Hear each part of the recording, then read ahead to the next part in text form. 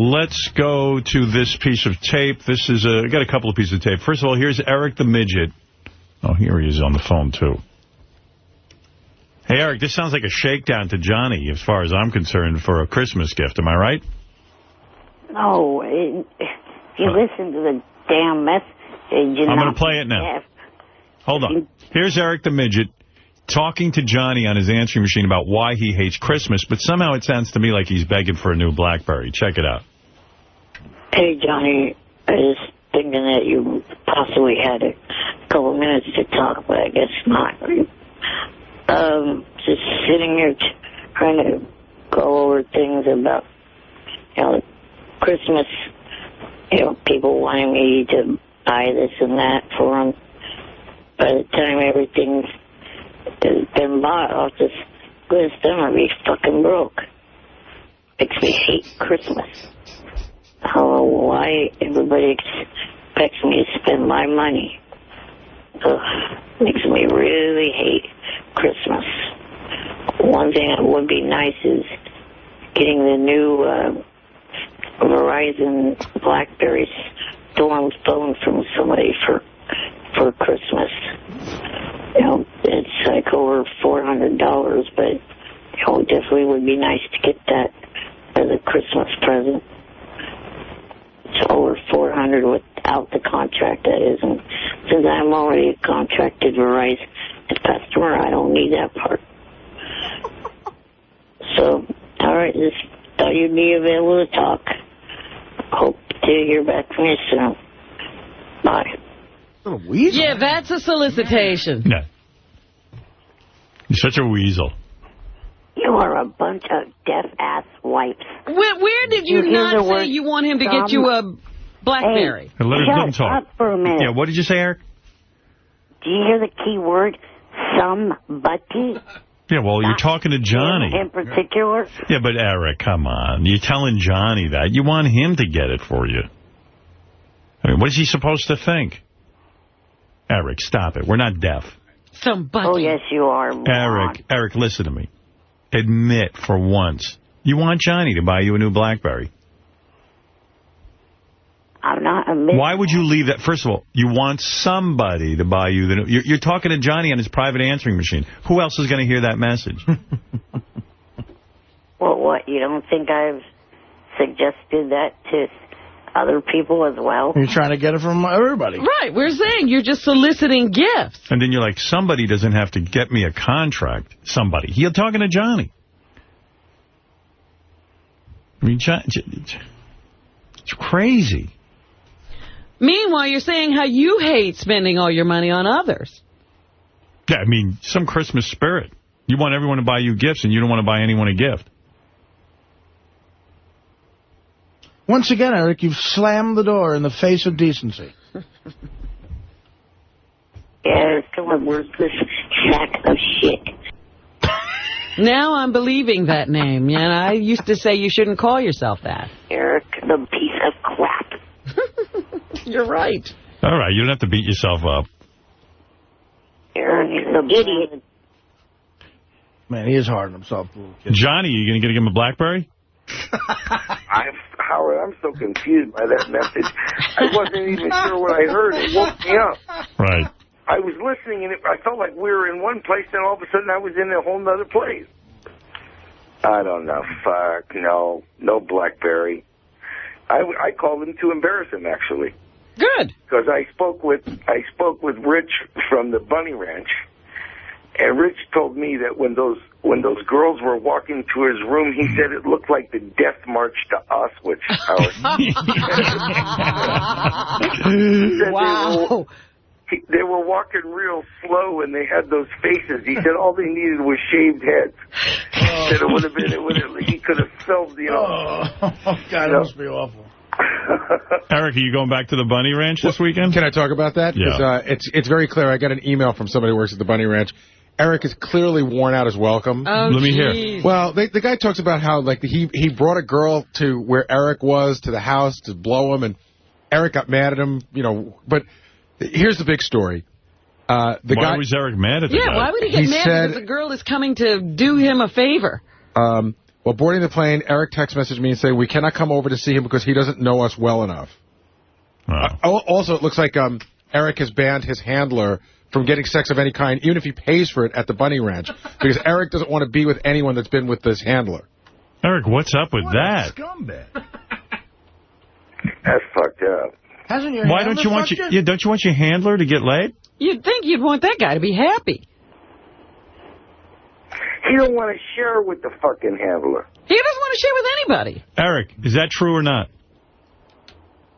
Yeah. Why don't you want your handler getting sex? I don't know exactly. Are you jealous? He thinks they're all his. You want to be the only one having sex with the girls? I mean, they're whores. I mean, why can't your handler, if he pays, get some sex? Howard, he knows why. Go ahead and tell us why you banned your handler from having sex. I don't know why. You do know why. Robin's right. Eric, is it a sloppy seconds thing? Be honest. No, he wants to be the You're the man, right? Yeah. He wants to be the man. I guess that could be it. Yeah. There's more, Howard. Go ahead. Oh, this isn't nearly done. So this guy from the Bunny Ranch says he heard Eric talking on our show that he's coming to the Bunny Ranch this Sunday. I checked with our drivers, and there was a limo reserved to pick Eric up. I assumed Dennis had done it. I spoke to Dennis. He knew nothing of it. Turns out the arrogant prick called and reserved it himself without even asking. Wow. So when I called Eric, I said he was going to pay for his trip. His reply was that if we didn't want to comp him, we could bill Johnny Fratto. So my staff called Johnny. He didn't know anything about the trip, and he seemed irritated. Oh, Eric. my God, Eric. Is that true? Tell him, Eric.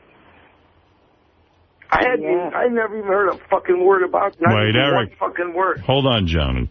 Eric. A Blackberry ended. Eric, you can't tell...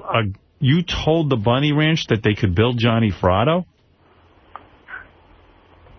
Yeah. Why did you do that? I don't know why I did. Because you're a dickhead. Are you losing your mind, Eric? No. Artie, get another suicide note for you-know-who. Johnny. Oh, God. Eric. Wait a second. Eric, you wonder why people won't take your calls? Eric, you can't go doing stuff like that. You can't put on Johnny's bill the Bunny Ranch. First of all, his wife will see that. Both of them. Second of all, who knows what kind of tab Eric could run up? Millions. Johnny gets a bill for $1 million. From a whorehouse. From a whorehouse. But, Eric, Johnny can't... You can't just say... That's like... What if I call someone and said, just bill it to Eric the Midget? Well, Eric the Midget doesn't exist. Well, whatever your name is, I don't even know. Eric Smith. He says go ahead and do that. The shithead. All right, Eric the shithead. No version of Eric. Howard, something happens. I'm seeing something now. Something happens to this motherfucker around Christmas time. He's got like that Christmas shit going on. Is that true, Eric? Like the guy that hates Christmas. Like a Scrooge kind of character. Yeah. Eric, I can't believe what I'm hearing about you. I always thought you were an honest guy. That's fraud. You can't bill something to... Thank God the Bunny Ranch didn't let you do that. No, Howard, he left me a message that I was going to get a bill. Oh. Oh, he did tell you. Oh, and he left me a message, yeah. But doesn't he have to ask you? That's how I would do it. Yeah. So, Eric, where do you get off thinking you can just spend Johnny's money? He said he gets in a bad mood at Christmas, Robin. That's the only reason he did it. Well, come on, Eric. You can't? You know you have to ask Johnny first, don't you? Right, I guess I do. Yeah. And what made you lose all sensibility? I know you're a sensible guy. What made you lose all sensibility and tell the Bunny Ranch that they're going to bill Johnny and then just call Johnny until you're getting billed? Well, first he called the Bunny Ranch and reserved a limo as if they should do everything for him for free. Right. Eric, what are you thinking here? You just love that pussy so much you have to get more? Yeah, I guess that's it. It's making you mental, isn't it? You're going crazy, right? He's got to go to one of them little sex addict schools if they have one for him. Midget. You got to go to a little sex addict school. You only got to go half the time or something. You know, in a sense, Eric, it's like a heroin addict, like what Artie goes through. I mean, you've had a taste, and now you're going crazy for it, right? Cunt struck. Yeah, but Howard explained to him that the Bunny Ranch guy went all the way to fucking Sacramento, figuring he was going to go have a cup of coffee or something with Eric. Eric tells the guy he can't come over. Then he goes to a strip club. I don't even want to tell the story. That rich guy should call and tell the story. Then he says he goes to a strip club, but he don't tell this rich guy that he's going anywhere. Then he asks for all this other stuff. I know. Eric, what's going to be? Eric, you're biting the hands that get you the pussy. Right. Yeah. I know. I guess it's just the fact that it's been over a month. So I guess it's making me go a little crazy. Yeah. Look at that, Howard. Poor little guy wants some pussy really bad. What'd you do for the first 30 years? Well, that's the problem. He was okay. They gave him the pussy, and now he knows what it's like, and he's going, oh, my God, there's a whole world out there I'm not getting. But let me ask you something, Howard, because Rich is the guy who flew him out there and set him up. Why wouldn't he have a cup of coffee with him? Yeah, Eric, that was silly. Robert's right. You should have schmoozed the guy a little. And the guy had a broad with him that would blow him. What's your problem, Eric? Eric, the lame-ass midget. Right. Fred, the retard that can't stop pushing buttons. Eric, the retarded midget. Oh, now you're going to push more buttons. Really, Eric? Why would you blow off Rich? Annoying midget. Okay. But He completely blew the guy, went all the way to fucking Sacramento. He blew him off. He was in the town. Eric, are you jerking off like crazy? No. But the point is, that's the guy who gives you access. Why wouldn't you be friendly with him? Answer the question. Maybe I'd answer more questions if Fred would stop pushing the fucking buttons and talking over me with those clips. Eric, the stupid midget. Eric, the chicken shit midget. How the fuck do you expect me to answer questions?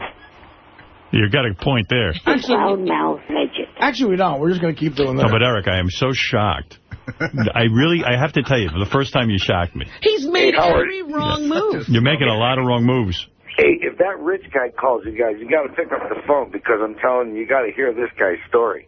I mean, I've left a lot out. I mean, there's a bigger story there. Johnny, do you think Eric's gotten carried away with himself? I think that he's definitely... I mean, I understand how he could say put it on my bill because I've done that before with other things. I mean, but I did it. You know what I mean? Right, it was your idea. It was your idea to do it. Here's Dominic Barber to weigh in. Go ahead, Dominic. Well, first of all, hi, Johnny. Hi, Dominic. This is interstate credit card fraud. Even if Johnny doesn't want to file charges, I don't think it's going to matter. It's a use of a credit card for fraudulent purposes. And I have to tell you, I think the FBI will be involved. And I think How much time could he get? How much time could he get? Not enough. Interstate. I hate when these motherfuckers think FBI. Does he have any priors? I think he'll be... Hey, Dominic. We got to be talking about the FBI and the police. All I need is that suicide note from Artie and a little time alone with him. Hey, Dominic. How's that new Jewish broad you're being seen around town with? I'm being seen with a new Jewish broad? Yeah. What are you talking about, Stacy? I hear you're in love. Please, I'm just... He's going around squaring. Already? He's got a new Jewish... He's just about to marry this one. Are you engaged, Dominic? Dominic. Hey, Dominic. I'll go to my date in a minute. But, Eric, it's probably 26 to 34 months. But you know what? When they come to arrest you, they may not have handcuffs. Oh, he's cracking himself up. He's got a joke in his head that nobody else is hearing. I said this new woman, this poor woman. Dominic, I gave him... Dominic's got a new girlfriend. Somebody warned the girlfriend. Victim number 5. Yeah. I don't know. Who's in worse trouble? Dominic's girlfriend or Casey's girlfriend? Dominic's new girlfriend. I feel sorry for the next guy. I feel sorry for the next guy who Dominic... My girlfriend's in much worse trouble being involved with me. Wouldn't you say that? Yeah. All right, thank you. Where'd you meet this broad? I'm not allowed to talk about it. At a restaurant. Confidentiality. He did. Where else would you find out? He met her at Mateo's. Really? No, I didn't. He saw her sitting at a table. Oh, please, I did not. Listen, what? I'll tell you the truth. I did not meet her there. However... I know you did. We have you're absolutely wrong. How do you like those apples? I like apples a lot. I'm coming on the show tomorrow, and I will tell all. All right, come down here tomorrow. Yeah, we'll see you tomorrow. Ready to tell all. Okay. How's that? Thank you. All right, I gave him my credit card, Dominic. He's got one in case. Yeah, but, you know, the use of a credit card, did you give Oh, Dominic, stop it. I gave him a physical card. Right. You gave him a card, Johnny? In case he had an emergency. Well, he does. Well, he does. He has a pussy emergency. Oh, in that case, Eric, feel free to use it. I don't think that counts as an emergency. Well, then you'd be wrong. Get it. Maybe not for you. You'd be totally wrong then. You get it. Hey, Robin, I swear to God, Casey's girlfriend's in much more trouble because I saw her, and I'm not kidding you when I tell you, I saw bumps come out of her chest, and they spelled help me. All right, Johnny, Eric, I don't know what's going on. Eric, you got to ask Johnny before you spend his money, okay? You got it? Right. Yeah. And you just burned your bridge at the Bunny Ranch. Holy shit. This Saturday, I'm going to go see someone that used to appear on your show regularly, Lisa Weapons. Lisa Weapons? Lisa Weapons. Oh, Lisa Weapons. Oh, yeah, where are you going to see her? At San Francisco Strip Club. All right. Have a good time, Eric. What, did you meet her on the Internet? Yeah, I talked to someone that she knows I talked to him on the Internet.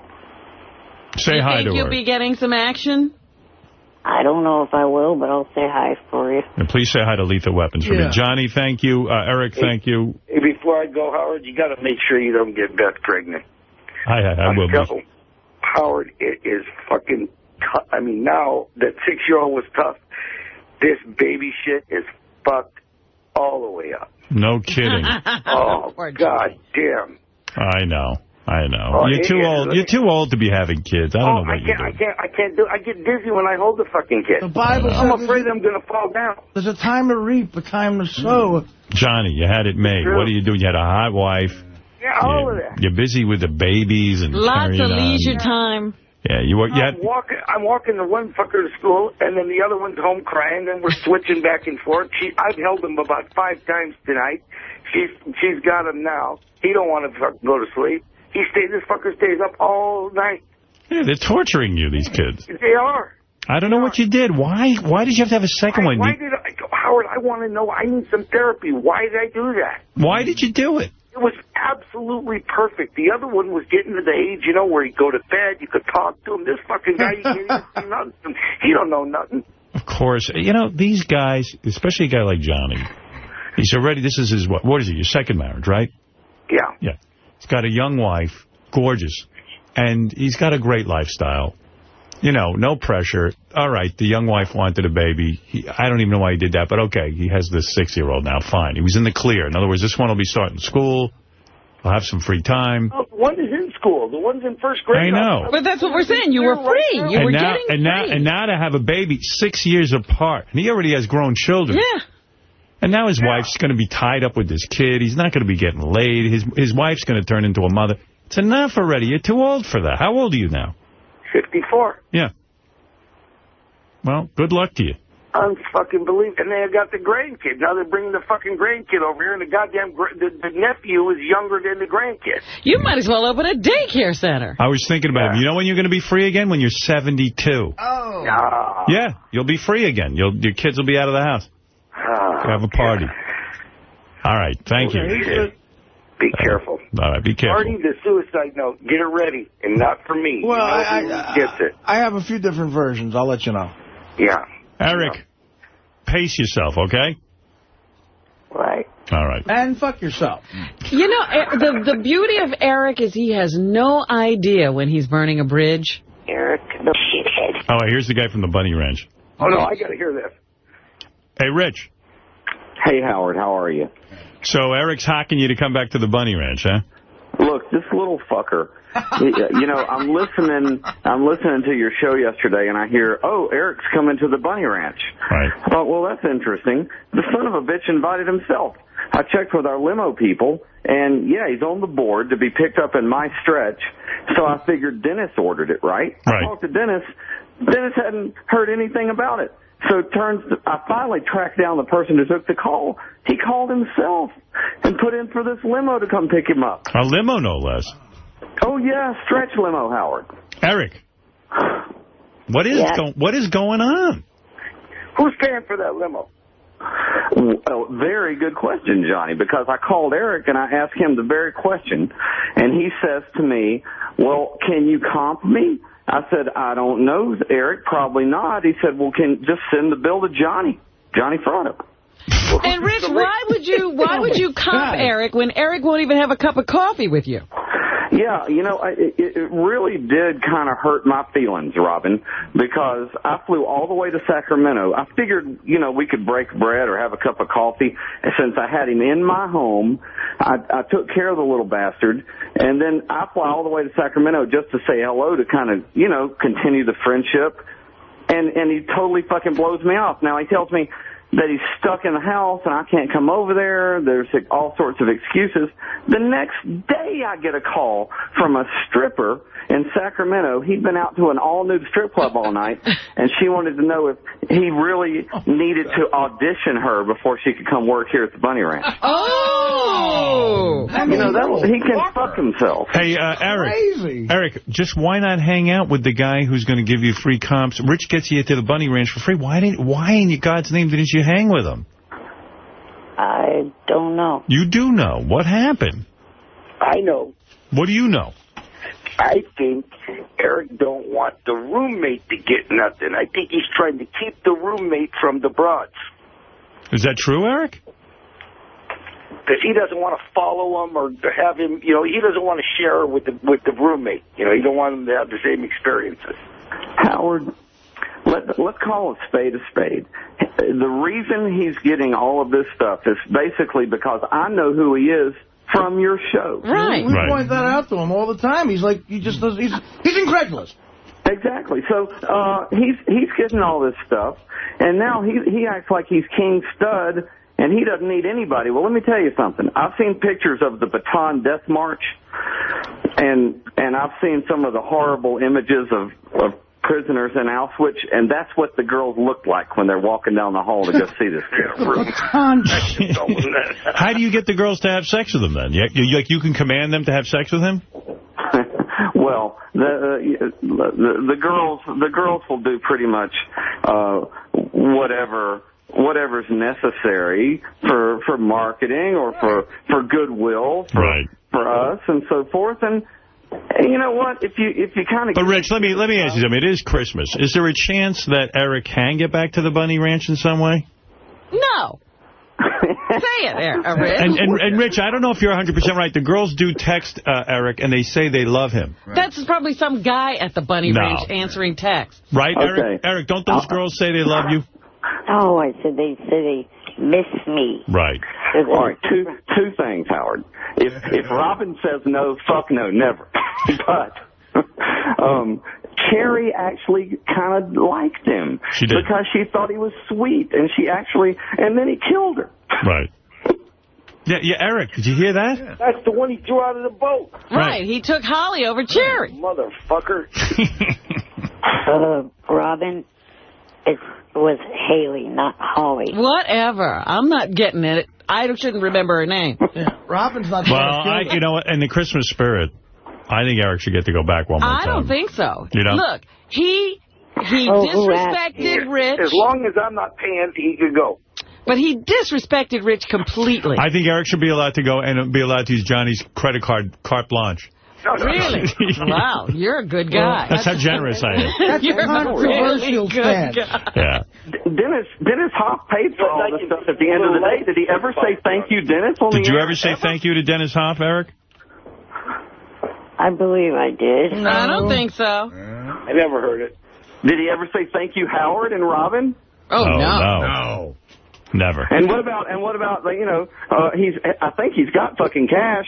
I've seen his roommate John with a wad of cash from Artie photos.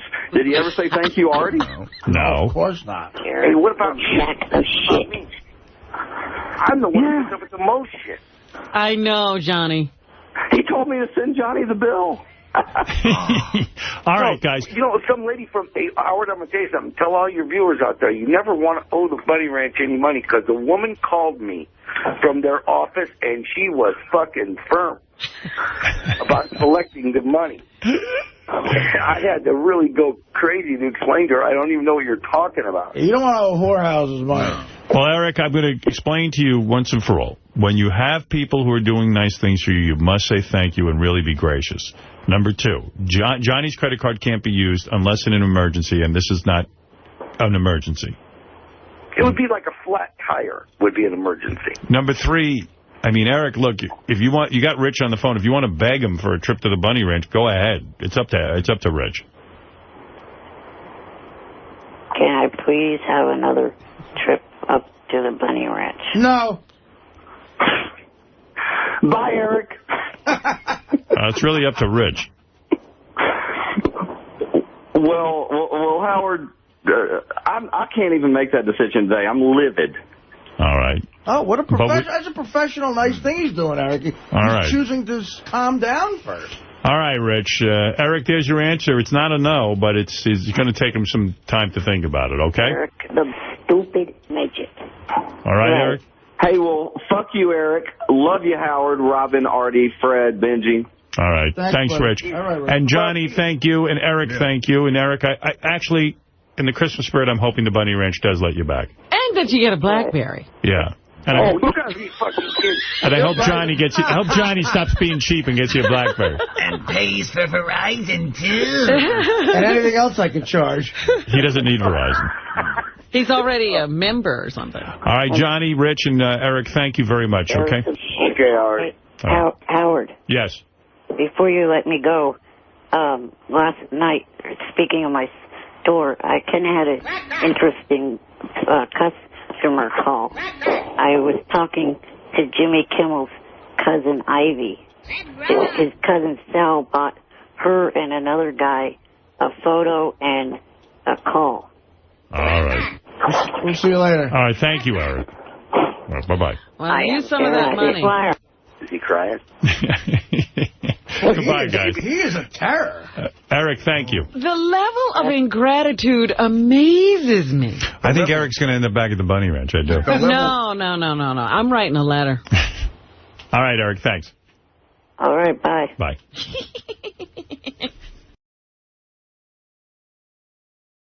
Listen, since you're in such a friggin' rush, let High Pitch come in and see. He's been like calling us all week. Can I meet Jimmy? Yeah, he calls me at work sometimes, and High Pitch? he puts out. He's diabolical. He's got such a wide variety of voices that it's impossible to detect who it is. He calls Jimmy and phony phone calls him all the time. Kelly Clark?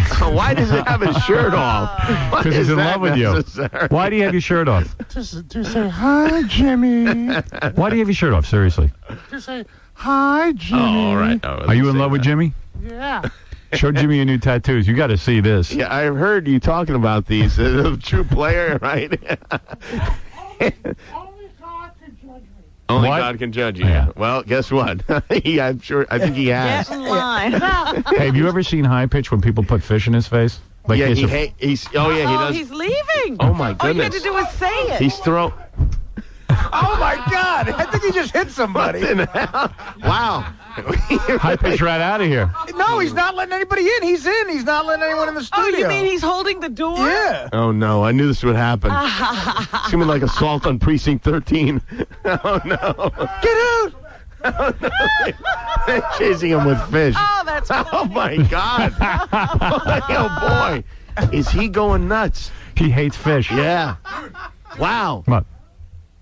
As soon as you said fish, He ran. he turned around, right? So I was standing at the door with a fish. He got like superhuman strength. I know. It's all on camera. He's 400 pounds. And he slammed the door. He hates fish. Oh, that's too funny. Nah. That may have been the shortest appearance ever by a guest. Good now times. you know how to get rid of him. That was great. I'm in the green room now, like practically crying. So Really? All right, Really? Go calm him down. This is embarrassing. I'll never recover. Fish are his kryptonite. They really are. Tell him to come back in. That was great. Wasn't that great? Yeah. I love Wow. That is a You should take him riot. scuba diving and shoot it, you know? it. Hey, Eric. Yes. This is Eric the Midget. This is your last appearance on the show. Why is that? Because speaking of Star Jones, I intercepted an email that Eric sent to Star Jones. He wants her to legally represent him so he could sue me. What? Yeah. So what are you calling for? Because he's insane. What? How did you get that? I get everything, dude. So it's true. Yeah. So get off our airways. What do you want? First of all, you got to be dumb as a wall. You keep calling me. How are we harassing you? We don't call you. And he's calling today. He's pissed he was got a prank. High-pitched Eric called him to prank him. Uh-huh. But he gave permission for it to be played on the air. You're out of your mind, Eric. No, And Eric, no one knows who you are. So he wants to sue me because we call him Eric the Midget, but no one knows who he is. Yeah, you could go out in the street. Nobody calls you that when you're rolling around. We don't even know if you're a 6'5" guy who walks. I'm just going by based on what you told me you were a midget. No, I never referred to myself as a midget. Well, you told me you're a little person. I called you a midget. That's what we call them. But how can you sue someone if no one knows who you are? And you How have you been harmed? And you call into a radio show. Hello? I'm here. So you're mad. So you're busy I'm giving you money and all this other stuff, and then you badmouth me to everyone. And you're writing a Star Jones. I wrote it to Access Hollywood that was going to be going on to the View. What? Nancy O'Dell was appearing on The View. And you wrote that you want to sue us? Yes. So why are you calling us today? And for the whole thing with the permission... Permission to sue us? No. The permission about the prank call. I gave Richard Christie the permission. And after I had left the messages saying that I did not want to... You're insane. Call. You're insane. Stop calling us. Leave us alone. You just want attention, man. Remember a few weeks ago you said you weren't going to call anymore, yet you've not stopped calling? I'm going to sue you for harassment. No. Oh, you don't like that, huh? And guess who we're going to call? Access Hollywood. Perry Mason. Perry Mason. And then he also wrote to Michael Powell from the FCC. Oh, all our arch enemies. You're trying to align yourself. You're a real wonderful guy, aren't you? I'm forming an alliance. So we're done with you. So you are the evil character we portrayed you to be. You are the bad. You got to read his letter to Star Trek. He goes, "Dear Miss Jones, you're a lawyer. Howard Stern says I'm an evil midget. I'm not evil and I'm not a midget. So sue him." I don't know what you are, but you might be insane. Eric, if you were famous, maybe she'd write you back. Yeah, you weren't on the red carpet last night, were you? So he's not interested. All right, here's High Pitch Eric. This is your last time. I'm done with you unless I get an apology. Where's my apology? I'm sorry. Are you sincere? Yes. Say, Howard, I'm never writing another person again about suing you. Howard, I'm never writing another person again about suing you. That's nice. Sheesh. I can't believe that. Thank you, Eric. Well, maybe I'll drop my lawsuit if you drop yours. After all we've done. I didn't even get it started. If you're lucky, maybe next year at the red carpet, Star will wear you around her neck. How much? It's a midget. This is a summer midget? It's a summer midget. I'm wearing a midget. What's that on your shoulders? A midget? The summer midget. I ate him. Now I'm wearing his skin. All right, here is High Pitch Eric calling Eric the Midget. Here we go, Eric. Hello? Hello? Hi, Pitch. What do you want? Listen, I heard you on the show today. I want to help you change your name. How about Frank the Midget? That doesn't make any sense. Are you listening to me, you little Hi, Pitch. There's only one room for Eric on the show, and that's me. Hi, Pitch. Get a brain. Hello? Hey, Eric, I'm sorry, okay? Yes. I don't want this to get out of hand. I'm Jewish, and I will sue you. For what? For having my name. No. Could you put your pants down? Grab your package for me. No. Please. I won't eat you if you do. How big are your balls? I pitch.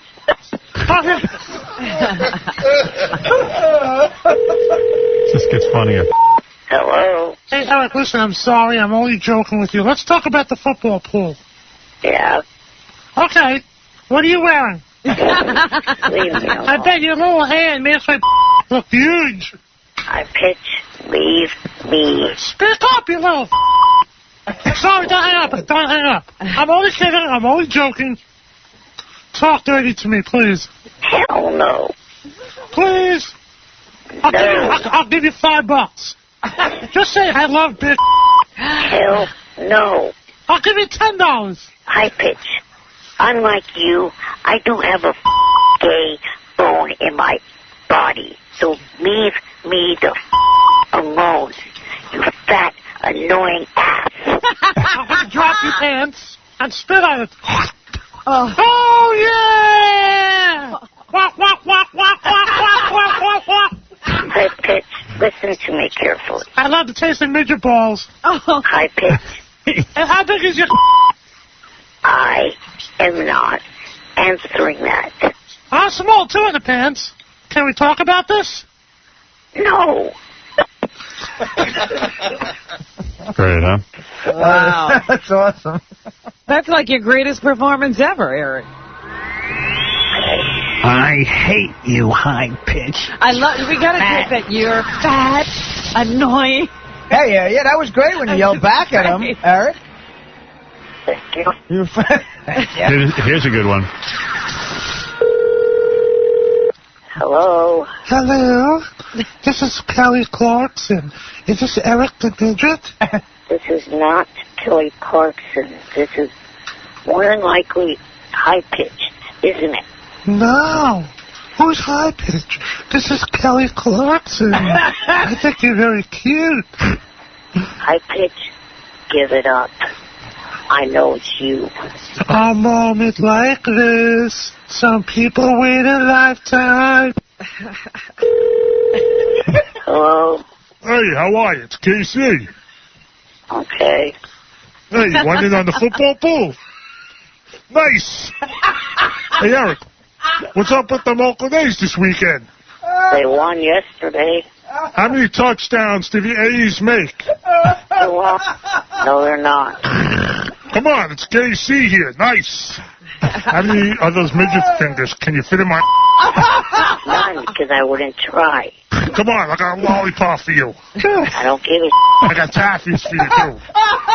Speak up, you Ewok. Hey, listen, you're doing a good sport. Let me put Gary on the phone. Can you hold on? Yes. Hello, this is Gary Delabate. No, it's not. I can tell it's Eric, or high pitch Eric. It's Gary, how are you? It's high pitch. I can tell the damn... Hi, it's Gary Delabate. Can I help you? I'm here eating chocolate. Let's talk. High pitch. I can tell it's you. My voice sounds a little different because I have a mask on. I have a welder's mask on. So that mask makes you sound exactly like high pitch. This is the real deal, okay? Whatever. Okay, good. Let me ask you this. What are you wearing? I'm not answering that question. Hey, this is Gary now. I highly doubt Gary Delabate would be asking me that question. Drop your pants. Let's get down to business. No, I'm not. High pitch. I'm not a moron. Okay. You try to pass yourself off as Gary. Come on. I could tell people's voices. Okay. That's why I also know. Do you know who it is? It's high pitch. No. It's Artie Lang. Are you ready for some dirty deeds? Eric, it's Artie. Come on. No, it's not. Let's get some Jack and Waters. High pitch. Knock it off. Can you get that through your head? Goodbye. Good stuff, Eric. That's great, man. One mistake that High Pitch made that I really keyed me that it was him and not Artie was he was saying that he was drinking Jack and wine. And when I hear... That's what tipped you off? Was that it? Well, the voice, too. But yeah. The voice? He said Jack and wine instead of Jack and water, which I've heard Artie say over and over again. Right. He couldn't fool me. You're not Artie. But whoever was playing KC, given the fact that KC used to be a high school quarterback from what I've heard on the show, I think he could tell the difference between football and baseball. You could be the assistant director of Homeland Security with that uncanny ability to detect phony phone calls. That was excellent. We need you spotting terrorists at the airport. Well, Eric, it's been nice knowing you. I mean, I don't know, man. We can't play with you anymore. You're going to be a bad boy. You can't be a litigious midget. Right. That ain't right. You know what I mean? I mean, we love you. I'm intercepting your emails. Your henchman intercepted my email. The only person I could figure that would have given you them is Zolar. I don't know why he did that. Because he wants us to know what you're up to, maybe. Zolar's a friend of the show. You're not. Well, you're an enemy of the show.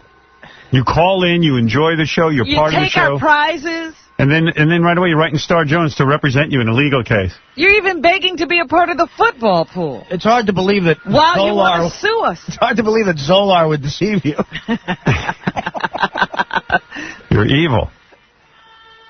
No, I'm not. Who would do such a thing? An evil person? I was just someone that gets tired of being made fun of. Well, then don't call in. You don't have to call us. Your logic is bizarre. We never mention you until you call. You call in. Last Tuesday I was mentioned on the air, and I didn't even call in at all that day. Yeah. How is that? You're a midget with a weird voice calling the Howard Stern show. What do you think's going to happen? Yeah, it's no secret. I mean, what judge is going to... We'll throw this out of court in a second. Why waste the court's time? Yes, Matt. What's up, man? Hey. Dude, this is fun. Hello, Eric. This is funny as hell, dude. I hate High Pitch Eric. I think he's the worst person. I just can't stand the dude. This is funny as hell, bro. I just turned the radio on, man. I can't stop laughing. You gotta play that one again where he's like, that is funny as hell. Dude, Eric, you can't, come on, brother, man. You're calling the best show in the universe. You can't expect them not to play this stuff. This is funny as hell, bro. Keep it going, brother. All right, there you go, Eric. You're getting some fans. Eric, they love you. You're going to lose all this. You're going to lose all your attention now because I'm wise to you. I figured you out. You're out to get the show. I'll sue. I'm hoping not to. Hoping? What do you mean, hoping not to? Why? All you have to do is not do it. Well, no, I won't do that. I meant I'm hoping not to lose all this. I was trying to respond to something that was said before you said that I was going to sue the show. Yeah. How do we know when you're going to go crazy again and start writing Star Jones? Yeah, you're nuts. No. You're nuts. You call in, you bother me, you want to be on the air, and then you want to sue me for putting you on the air. This is crazy. You're insane. No, the only reason why I said that is because, number one, I'm not evil, and number two, I'm not... We don't know what you are. Anyone who calls in... We're creating something so that audiences can identify you. Yeah, you could look like Marcus Schenkenberg for all we know. We don't know you.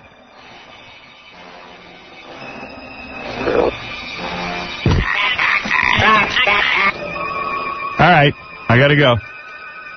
Okay. Goodbye. Bye. It was nice knowing you. Nice knowing you. You're only friends. You turn on them. I see Kelly Clarkson putting you on. She ain't calling you. She's not calling you anything. Actually, maybe that was her. Was that her who called you? Are you on the bulletin board? I was for a while. And what happened? Then what? Last Monday, for some reason, and I wrote a thread in the general discussion board, and then like a couple hours later, I was kicked out. Give Eric an orange name. Wait a minute. What did he write? What was his thread? What was your thread? My thread was titled, "I'm the real Eric the Midget." Why would they throw you out for that? Doorknob should be lower. I know they're trying to clean up the bulletin board somewhat so people can write it. But I don't know why they would get rid of you for that. Howard. Yeah. Do you know what his name is on the bulletin board? What? Kelly's biggest fan. Oh. That's real gay, Eric. How about world's biggest fag? Oh.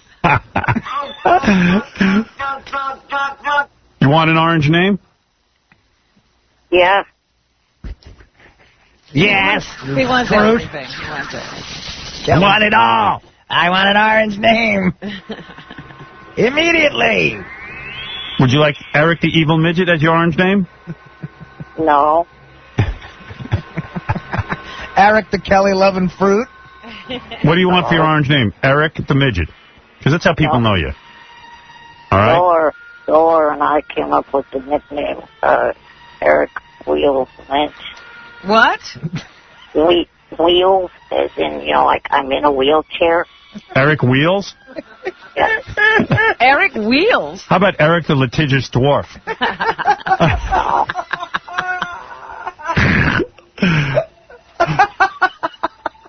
Yes, Michael. Please play Eric as Hypothetical as KC. That's hilarious. That is hilarious. That's the funniest impression I've ever heard of my life. I hate Eric. I hate high pitch, but he did great. Yeah. Love it. Nice. How about Legal Smeagol? How about Fairy Mason? Let's be Eric the Midget. All right, as long as the word evil is not put in there. All right. All right, I'll get you an orange name. I'll get it for you today. Okay. Bye. Bye.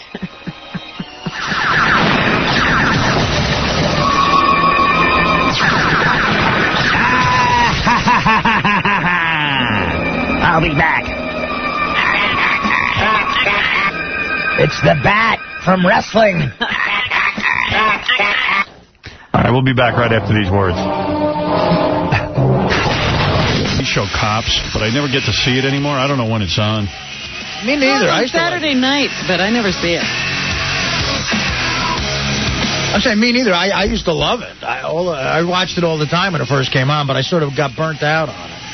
I remember there was a time where they wanted to take it off the air because some black groups were saying they felt it was racist because it's always like some black guy could barely speak English. Right. Well, and then... just reality. Oh, if the guy could speak well, they wouldn't mind him being dragged out of his house? Yeah, just, Right, they want to see Sidney Poitier arrested. I remember that, but I never get to see it, but once in a while I'll play some clips. Like this is some lady screaming at the cops or screaming over something. I don't even know. I didn't see this one.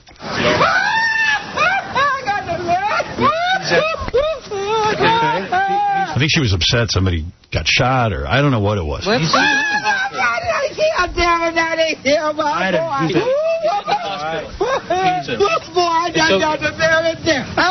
You know what I like about the cops, and this is why cops are great. They always go, yes, man. They don't know what she's saying. Or the yes, ma'am. Yes, ma'am. Yeah. You think they're just yesing her? Yeah. I know. They not afraid to cops, I'm afraid of everybody. No, listen to me. I know y'all don't work on my side. They not afraid to carry it long enough. My folks just... You calm down. Kansas City coming to Deborah Field tomorrow. Take some deep breaths for me, okay? I can take it because I'm thinking about Deborah. We were going to the field they had suggested. And they say, well, hey, y'all been how you drug good them grandchildren. I told them. She thought I would never make it as a cop. I'd be like, what? Honey, I don't know what you say. They're very underpaid.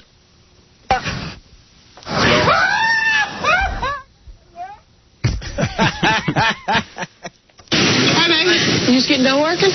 What you want? What you looking for? All right, Tony, go ahead and take him down. Put your hands, buddy. Put your hands where I can see him. Get out of the car.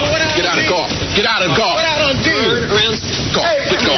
I ain't doing that, man. I ain't Turn around. I ain't did. Now, what I done? Man, stop resisting. Stop resisting. Put your hand behind your back. Put your hand behind my back. Oh, man. Damn. Hey, man, I ain't did nothing. Hold on, tough. Hey, man, I ain't did nothing. My hand behind There's another example where the cops go, yes, and you know, yes, but you know they don't know what he's saying. my back. I ain't did nothing. Relax, man. Stop resisting. Stop resisting. I ain't resisting. My name Robert, man. My name Robert. What did he say? Does he think they're calling him resisting? No, he said I ain't did nothing. My name's Robert. No, he said, I ain't resisting. I'm Robert. Oh. Right. He's resisting. It's the wrong name. Well, man, don't choke, man. Damn. I ain't did nothing. I ain't no dope dealer, man. I'm a hard-working man, just like anybody. Where's he getting a job? What's he working at? Yeah. Maybe I'm a hard-working man. Maybe his alias, Robin, was He's resisting. working at not getting caught. His alias was resisting Robert. My favorite cops was that guy getting tasered. Yeah. They taser that dude. He makes that weird yelp. David, I told you to get out of my house. Move. No. Get away. I told you to get out of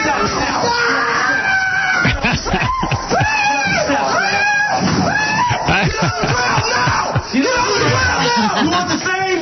Get down. Get on your knees. Get the fuck now. You get it again if you move. That's no problem. Don't move. They got to taser dudes in more episodes. They don't do that much. Just You got taser. that? No, you don't move. They don't taser cops. You move, you get it again. I came down here and get my... That's it. I think it was berserk. This weekend, it's all taser episode. It would be great. I like that phony phone call we did where we used the taser guy screaming. Oh, yeah. That was cool, too. Hello? Yeah, hi, ma'am. How are you? Yeah. My life partner, he's trying to change out a switch. It's a pretty simple thing, but we can't get the power to shut off, and he... Shut the goddamn phone. I know what I'm doing. Ma'am, Get off the phone. is there a way to turn the power off?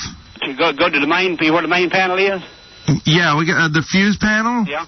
Oh, Just undo all the fuses. well, You should have a main one up there. Hold on here. I got the red wire. No, get the fuse. The red wire and the black wire. The fuse. Hey, go get that fella out of your house right now.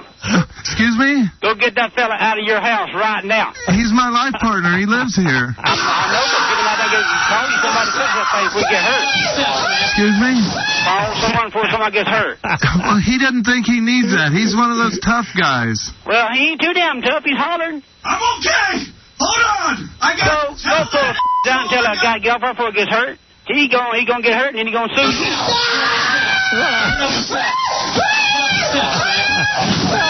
Listen, I ain't got time for all this pile of crap. Just hang up the damn phone, call them and get him some help. He needs some help both ways. Both ways. It's mental health. That's the best. He's one of them tough guys.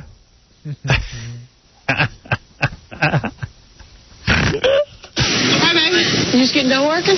What you want? What you looking for? All right, Tony, go ahead and take him down. Put your hands, buddy. Put your hands where I can see him. Get out of the car. Get out of the car. Get out of the car. What I done did?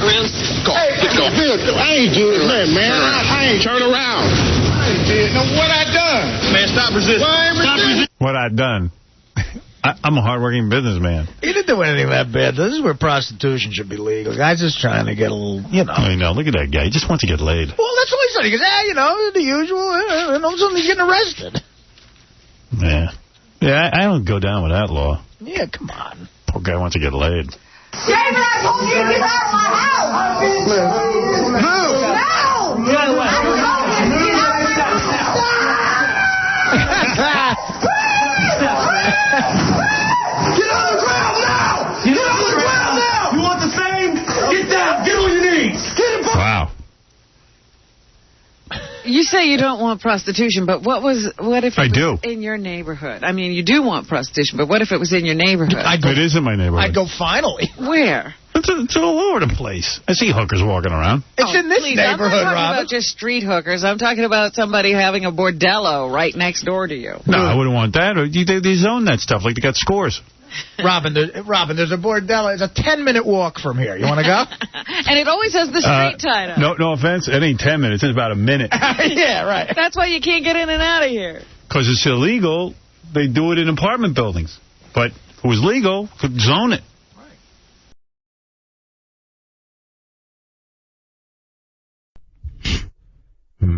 Too early for Eric the Actor?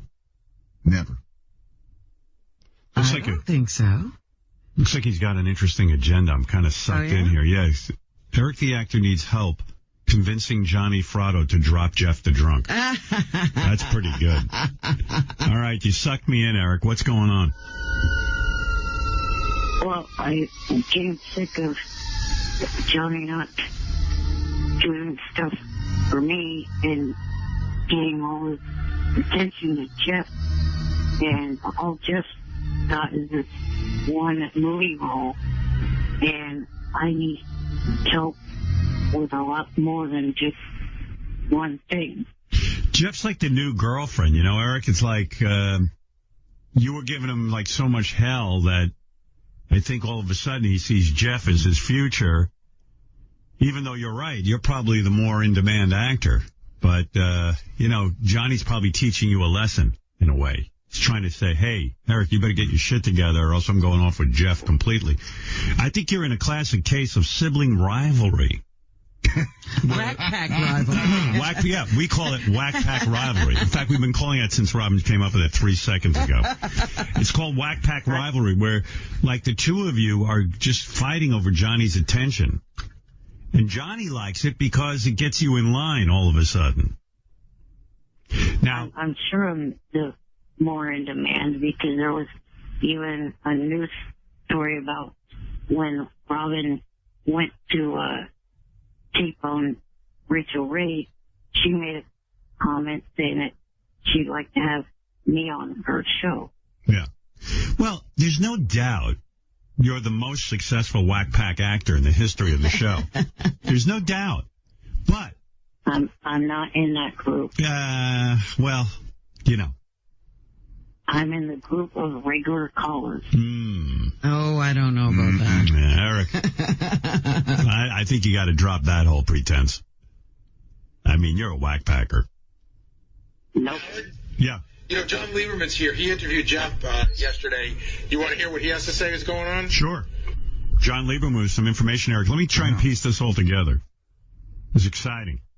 It's exciting, ladies and gentlemen. We woke up, and now we're in the world of Eric the Actor, and it's fun. And John Lieberman covers this world beautifully.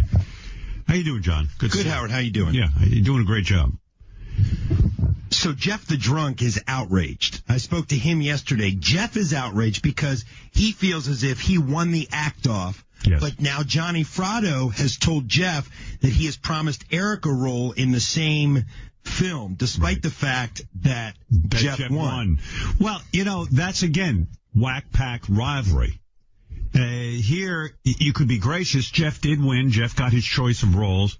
And then in an act of grace, the producers said, hey, let's get Eric and Jeff in here. And Jeff is now tantruming because he won and he doesn't want Eric in. This is whack pack rivalry. And I know that at its height. At its height, what we're seeing is a very, very serious condition. We are now joined by the actor Jeff the Drunk. Hi, Howard. Hi. Eric, Jeff, Eric, both men represented by Johnny Fratto, which seems to be... Eric, this is just the beginning. Of the end for his ass. Oh. What do you mean? This is just the tip of the iceberg. In other words, I think what you're saying in your own muddled, drunken way is that you're now going to be the hot actor. You're taking over. Correct. Wow. Eric, is there a response? Oh, give me a fucking break. In other words, what you're saying. Way. What you're saying, Eric, is I've been called delusional. No, what he said is absolutely delusional. We're joined now on the phone by Agent Johnny Fratto. Johnny, is this a dangerous situation for both actors? You're playing one off the other. Well, Howard, first of all, here's the real problem, okay? My clients want me to do unbelievable things. Right. Are they both unreasonable? What examples do you have of this? Well, let me. Well, first of all, right now, Eric, why don't you tell him what you want me to do right now? Well, the one thing I am focused on right now is not getting any acting, really, because my SAG duty. Tell Howard what you want to buy. What does he want to buy? I would like to find a single investor or multiple investors to help me purchase TNA wrestling. You want the whole thing. In other words, he wants me to raise money. Well, why not, Johnny? I mean, Eric is a TNA fan. He has feelings of actually running that organization. They're probably in trouble. This is an excellent opportunity for investors to buy. I guess Eric would be a minority owner. Minority? How's he going to own anything? Well, he's going to through his services. If Eric's involved, everyone's going to tune in. Yeah. Well, let me tell you what. He wants to run it, and he said that he could make a tiny profit for whoever invests for them. Tiny. But the part I like the best is that he offered a 20% discount to the investor on all beverages and food. So I think that... wait till I get to Jeff. Now, that's just Eric's demands. Now, Jeff's demands are a little bit different for the movie with John. Oh, it's also... why are you doing this, John? Yeah, it seems like a terrible waste of time. Hey, by the way, I don't know. Hey, hold on, Johnny. Hey, Gary, by the way... Gary, my monitors aren't working. I don't have any monitors on. Did they just go out? No, they're just not on. Okay, let me check and see what's going on. Yeah. Is Scott in charge of that? Not on. Sorry, Johnny, I got my own problems. You know. I'm sorry, which monitor are you talking about? My left and my right monitor. Oh, okay.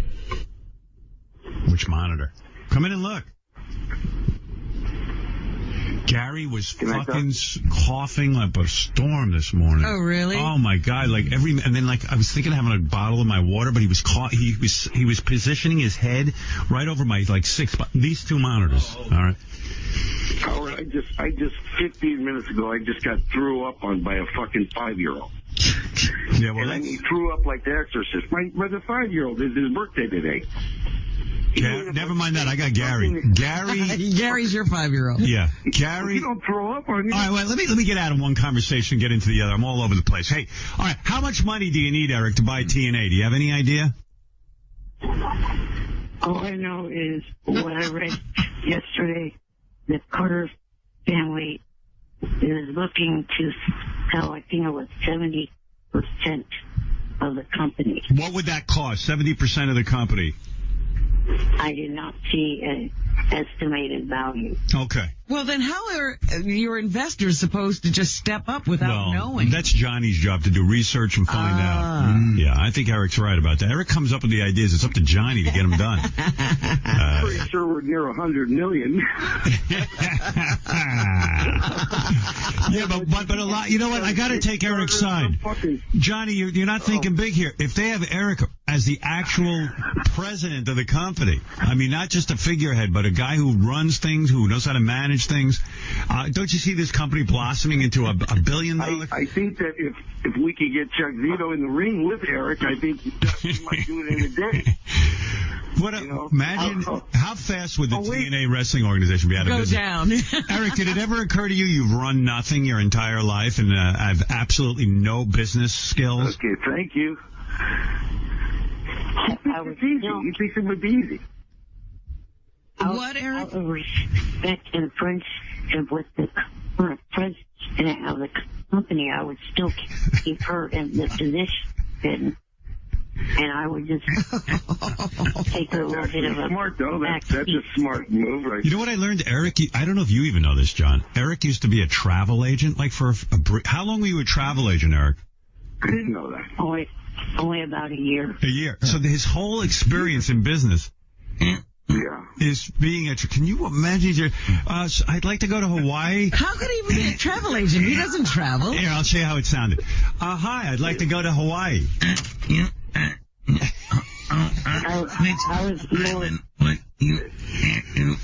Eric, did you have one regular customer? I mean, was there anyone who was... Somebody who called him again and again? But can you imagine him on the phone to the public? It must have been fucking insane. Oh, yeah. Fuck you. I was more a sales rep. What does that mean? Oh, God, even worse. The company was owned by a couple that went to my parents' church. I was just a sales rep. I wasn't a full-fledged agent because you had to actually go through classes. So as a sales rep, you're saying, Jeff, you're saying that Eric was a doorstop at the travel agency? Yes, that's what he's saying. Can you imagine Eric at a shareholders meeting of TNA if he was in charge of the company? There's so much going on. Eric, were you able to go places in terms of, I know that in the travel business, you have to go sample a lot of the resorts and places that you recommend to people. Were you traveling to these places and being wined and dined? No, the only 3 trips I helped arrange was my own family trip, a trip for my uncle and aunt, and a trip for my teacher, my high school. So only people who felt bad for Eric. And felt bad, yeah. Oh, my God. Johnny, thank you. It's just getting a little too confusing. I'm gonna say goodbye to Johnny, and I'm gonna wrap things up with Jeff and Eric. Thank you, Johnny. And we all empathize. Wait a minute, Howard. You got to hear Jeff because we have to. Yeah, we're gonna get there. Johnny, thank you. Johnny Fratto, everybody. Poor Johnny. Yeah. Johnny has so much to say. He gets frustrated. What is Jeff's demand? Or if you wanted to know that, why? You hang up on Johnny. We have Jeff. I hung up on Johnny because Johnny's so frustrated with the two of you that he can't stop talking. He's trying to get about 50 points out. Jeff might have fallen asleep because we've learned that Jeff isn't drinking much anymore, but he smokes 6 to 8 bowls a morning now of pot. So he might want to even consider Howard changing his moniker because this is a story that we're breaking today is that Jeff now wakes up and smokes 6 to 8 bowls and doesn't drink most days. Wow. So he should be more laid back. Oh, isn't pot expensive? Where's he getting the money for that? It's just leaf weed. Leaf weed? What does that mean? Because people around here grow it. Oh. And so I just get the leaves. So you actually, grow your own? No, I didn't. No. I didn't say that now, did I? Friends of yours grow, and then they... You trying to get me in trouble, Howard? No, but you're saying friends up there grow, and you just kind of pick it wild? Yeah. Yeah. Do you dry it and all that stuff? Yeah, well, yeah. I get the leaves. Yeah. Whatever that means. I thought all pot was leaves, but what do I know? No, it's not. You get buds. Buds. That's what good stuff is, the buds. Yeah. Hey, the director of the movie just sent me Jeff's list of demands for what he needs when he's on set. Let's see. Wow. Jeff, you're becoming an asshole, huh? Let's see. No, I'm not. Really. He's always been an asshole. What are you talking about? 2 cases of Budweiser long neck. 2 cases of Budweiser long necks per day. 2 cases a day. A day? Yeah. Think somebody's an alcoholic? 4 cartons of Marlboro Reds. 6 ounces of California Kush. He even demands pot? 7 packs of Easy Rider rolling papers. Enough Coke to carry him through the entire time. I'm praying he's talking about Coca-Cola. Coca-Cola? Yeah. The guy writes, and I thought Eric was a problem. This is a whole new vortex. Eric may be right. In addition to the fact that I might never produce another movie if I give into most of this. Johnny even says we're in felony territory here. I might have to consider the little guy. So, Eric, you might end up with the part anyway. Yeah, Jeff, why are you talking yourself out of a part? No, we were just having fun. Come on. All right. God. Yeah, well, I wouldn't send out too many letters like that. No. Come on now. Yeah. All right, well... Okay. Eric, thank you. Jeff, thank you. Johnny Fratto, thank you.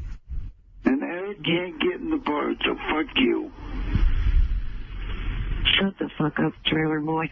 Fuck you, bitch. All right. Well, there you go. Did you guys see the email I sent about a dating game with Robin and 3 wrestlers? Oh, shut the fuck up. This is how he's going to promote his new company. I can answer that. Yeah, go ahead. Yeah, I did. I saw it and I ignored it. All right. What does he want to do? He thinks that there's one wrestler that wants to date Robin, and then he found another wrestler that might want to date Robin, so he thinks we should put together a Robin wrestler dial-a-date. No, I'm not interested in that. There's a total of 3 wrestlers, you idiot, not 2. Give there's 7. Say goodbye. And you say that I can't do math. You can't even count to 3, Gary. Want another Eric fact? Sure. Eric was on the yearbook staff of his high school. Like, he was the guy in charge of putting the yearbook together. Really? Yeah, like he has run some things. Let's see that yearbook. See how well he did. Eric, 11th and 12th grade. Eric, how did you get that position? I mean, that's a pretty important and certainly a... He rolled his way to the top, I'm sure. Seriously, Eric, how'd you get that? At Jones, well, all you had to do was just take the second period class. So it was a class you could sign up for. So really it was another loser position. Yeah. Yeah, I don't think you're in any position to be running TNA wrestling. Based on your resume he was a travel agent and he booked only trips for his own family and friends, which are 3 and he didn't have many, yeah, so he couldn't have a business. His parents, his teacher, and somebody else. An uncle. 3. The band teacher also did yearbook and chorus. The band teacher. Were people mean to you in high school, or were they nice? Like, I think by the time Eric went to high school, there was a lot of those after-school specials where you'd get taught to teach handicapped people nicely instead of goofing on them. I think he did all right. I thought he was an asshole. Eric, were so people nice to you in high school? Like, were you sort of like friends with everyone? Yes, I didn't have to deal with harassment until I started calling this show. Right. Yeah. No, because I remember, like, in my high school, there were a couple, like, handicap cases like Eric. And I remember, like, the hottest chick in the high school. I was, like, a turd in high school. Nobody paid attention to me, but I observed a lot. It was a good observing ground for me because no one was actually talking to me. So there was this one chick who had big fucking giant tits, and she was super hot. Like, I'm trying to remember her name, even. I'd probably beat off enough to thinking about her.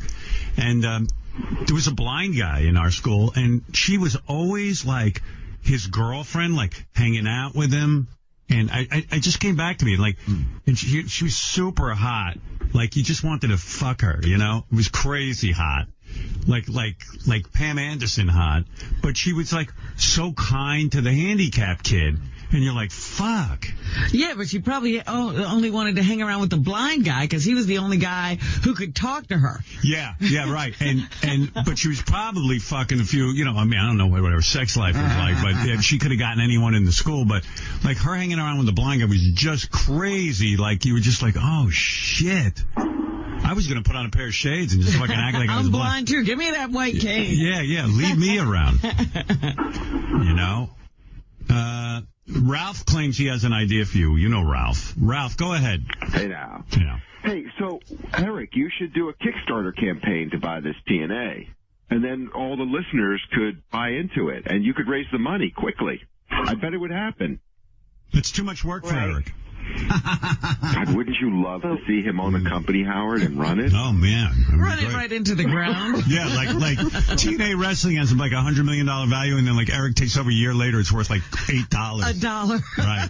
And he's like, it's not my fault. The people there were assholes. See him in his office. Yeah, big office with giant cigar. Oh, come on, you have to do it. The audience will. I'll buy into it. And he'd be the worst fucking boss. Like, he's firing everybody every day. Fuck you. Fuck you. You're fired. Anyone who even offends him a little bit. Hey, Eric, real quick question: why do you want to own this? Do you think do a good job or what? Yeah, of course he does. Well, doesn't hang around with these people for not this past weekend, but the weekend before. After you ask a question, you just get bored out of your skull. Right, I don't even, it's too hard to find the answer. When Ralph asked the question, I went, oh shit. Because it's all I hear is like,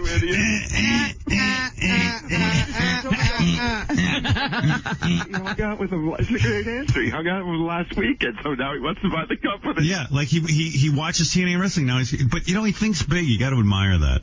Yeah, right? Everything he does is usually too much for him. He can't run a company. The day after he takes control, he'll be, I can't do this. Yeah, you'd be miserable, Eric. Robin is so right. You would be miserable running a company. You got a great life now. You don't have to do anything. You can't even take Twitter.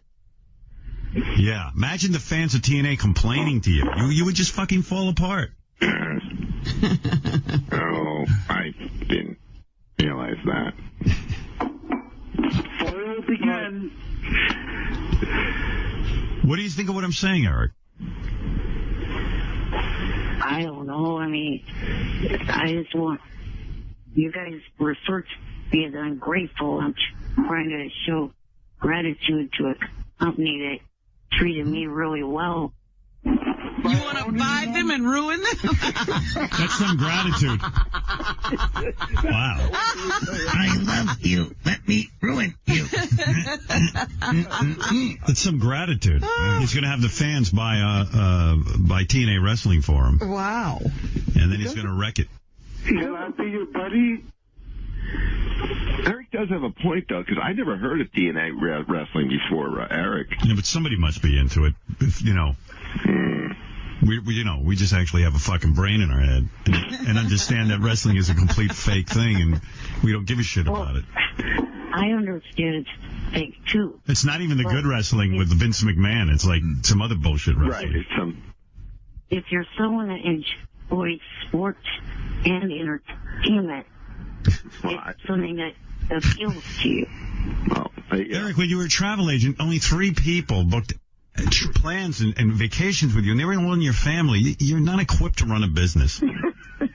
Your family can't completely support TNA wrestling. Dude, you know what running a business is? You get up at the crack of dawn. Trust me, I run a fairly large business. You're working 24 hours a day. I'm in meetings. I'm on the phone. I mean, it is fucking brutal, and you got to deal with people. And he's so good at that. Yeah.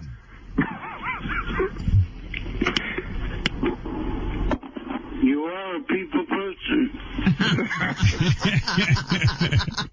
That is for sure. Eric, wrestling is not a sport, by the way. It's entertainment. It's considered sports entertainment. Yeah. Hey, do you know what a sport is now? They just named these video games as a sport. Like, really? Yeah, I got to play you this. Oh, that's ridiculous. Well, wait till I play you this shit today. Guys, I got to go. We hope you work out your differences. Yeah, this is going way longer than I thought. Wait, one quick suggestion that's serious for Eric. Since you're so into this wrestling stuff and you want to, why don't you just start your own little, not to make a joke, but start your little company where you have you have wrestlers. Like, make your own little. It's not a bad idea. Why don't you start small and not a pun, but really, why don't you just start with 1 or 2 wrestlers?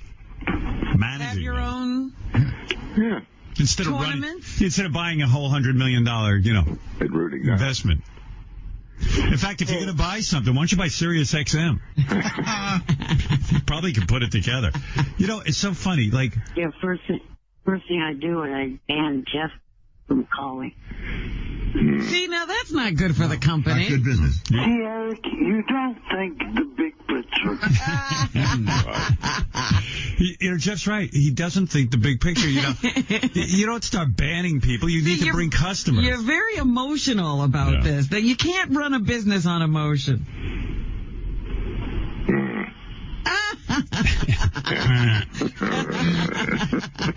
Cornered with logic.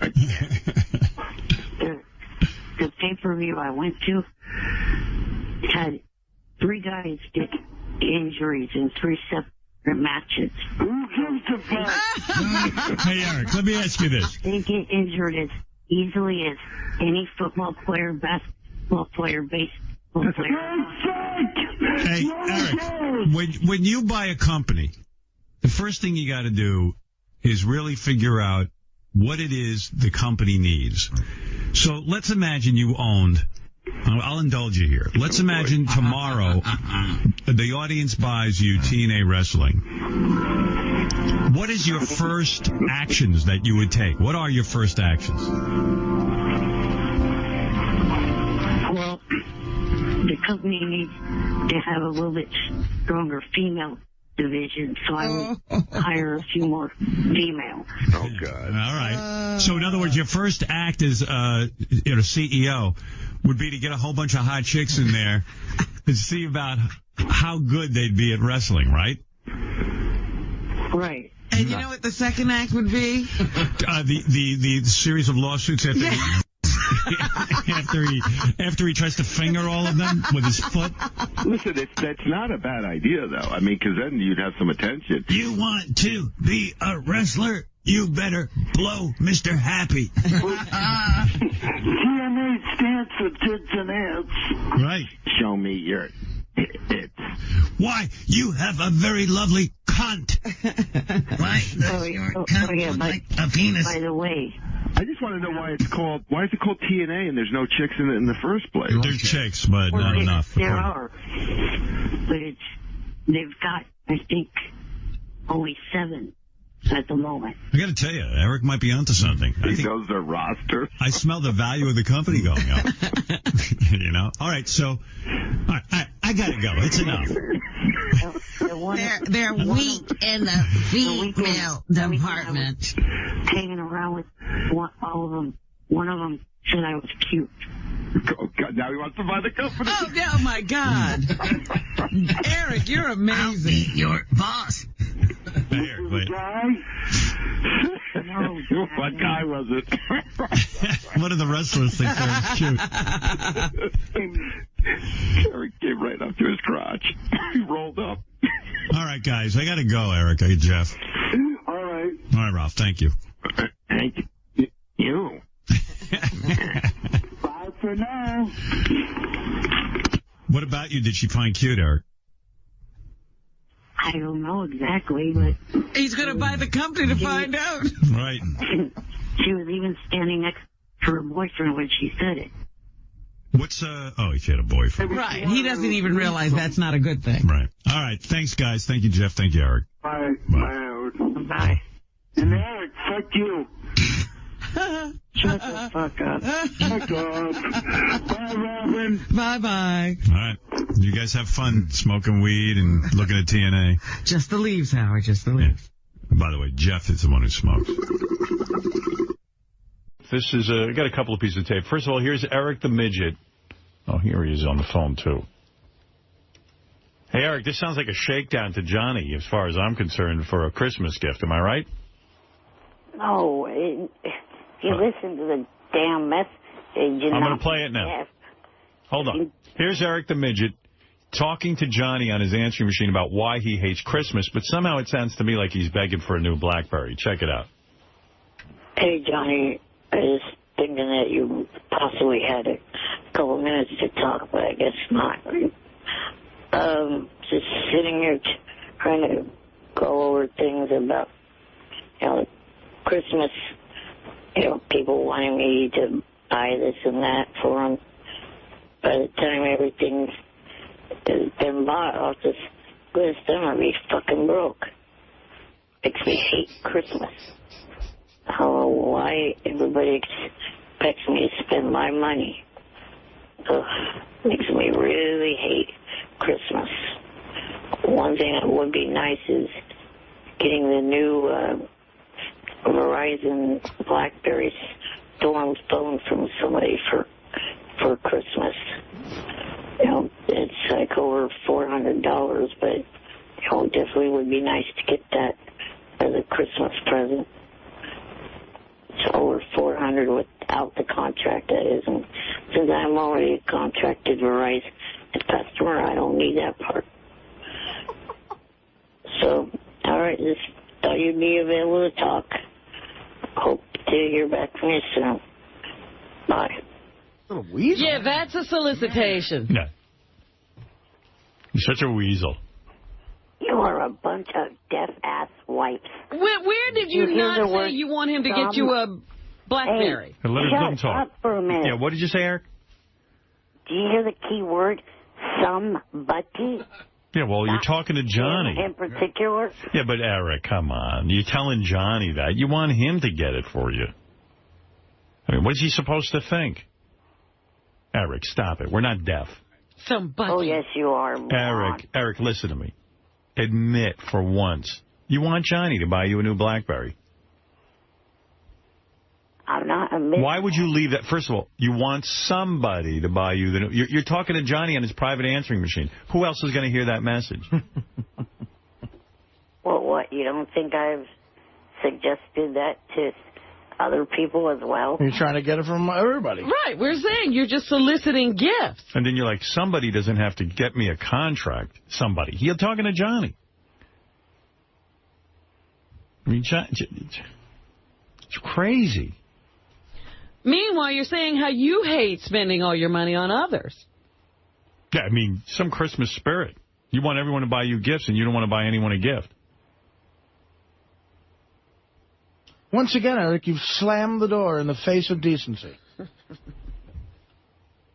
Eric, come on, where's this sack of shit? Now I'm believing that name, and I used to say you shouldn't call yourself that. Eric, the piece of crap. You're right. All right, you don't have to beat yourself up. Eric, the idiot. Man, he is hard on himself. Johnny, you going to give him a BlackBerry? Howard, I'm so confused by that message. I wasn't even sure what I heard. It woke me up. Right. I was listening, and I felt like we were in one place, and all of a sudden I was in a whole other place. I don't know. Fuck, no BlackBerry. I called him to embarrass him, actually. Good. Because I spoke with Rich from the Bunny Ranch, and Rich told me that when those girls were walking to his room, he said it looked like the Death March to Auschwitz. Wow. They were walking real slow, and they had those faces. He said all they needed was shaved heads.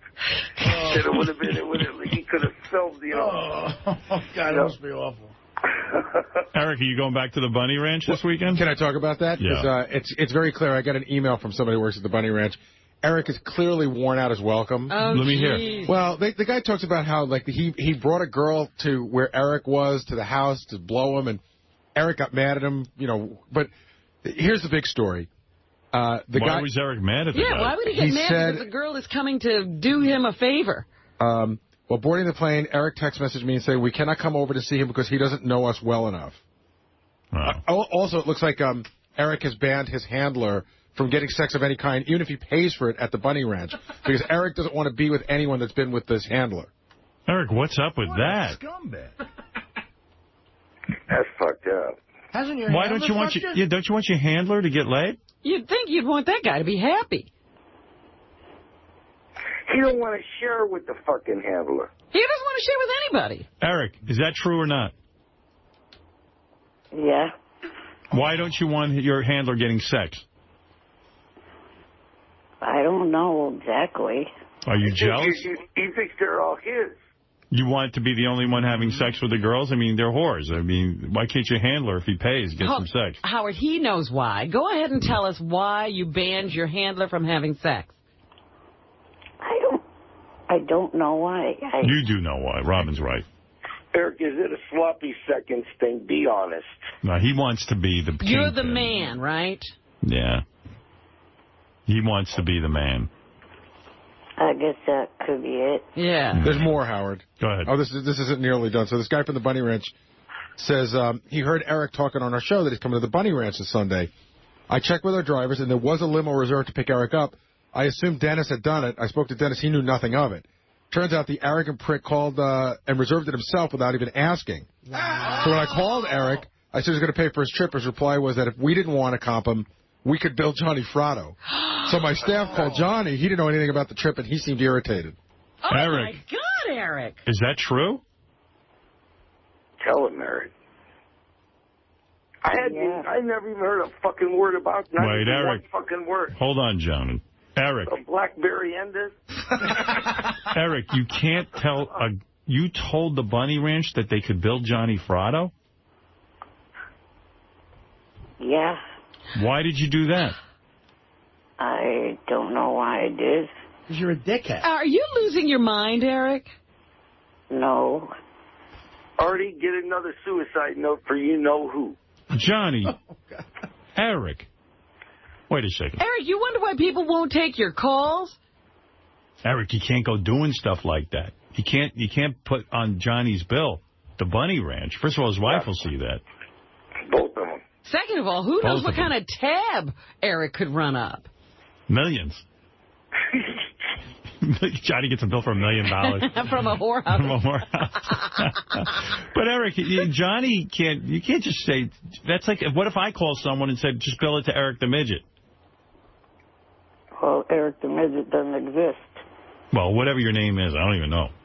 Eric Smith. He says go ahead and do that. The shithead. All right, Eric the behavior. No version of Eric.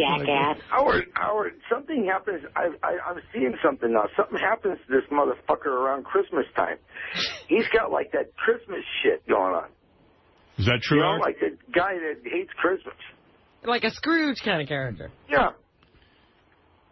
Eric, I can't believe what I'm hearing about you. I always thought you were an honest guy. That's fraud. You can't bill something to... Thank God the Bunny Ranch didn't let you do that. No, Howard, he left me a message that I was going to get a bill. Oh. Oh, he did tell you. Oh, and he left me a message, yeah. But doesn't he have to ask you? That's how I would do it. Yeah. So, Eric, where do you get off thinking you can just spend Johnny's money? He said he gets in a bad mood at Christmas, Robin. That's the only reason he did it. Well, come on, let Eric. What you can't? You know you have to ask Johnny first, don't you? Right, I guess I do. Yeah. And what made you lose all sensibility? I know you're a sensible guy.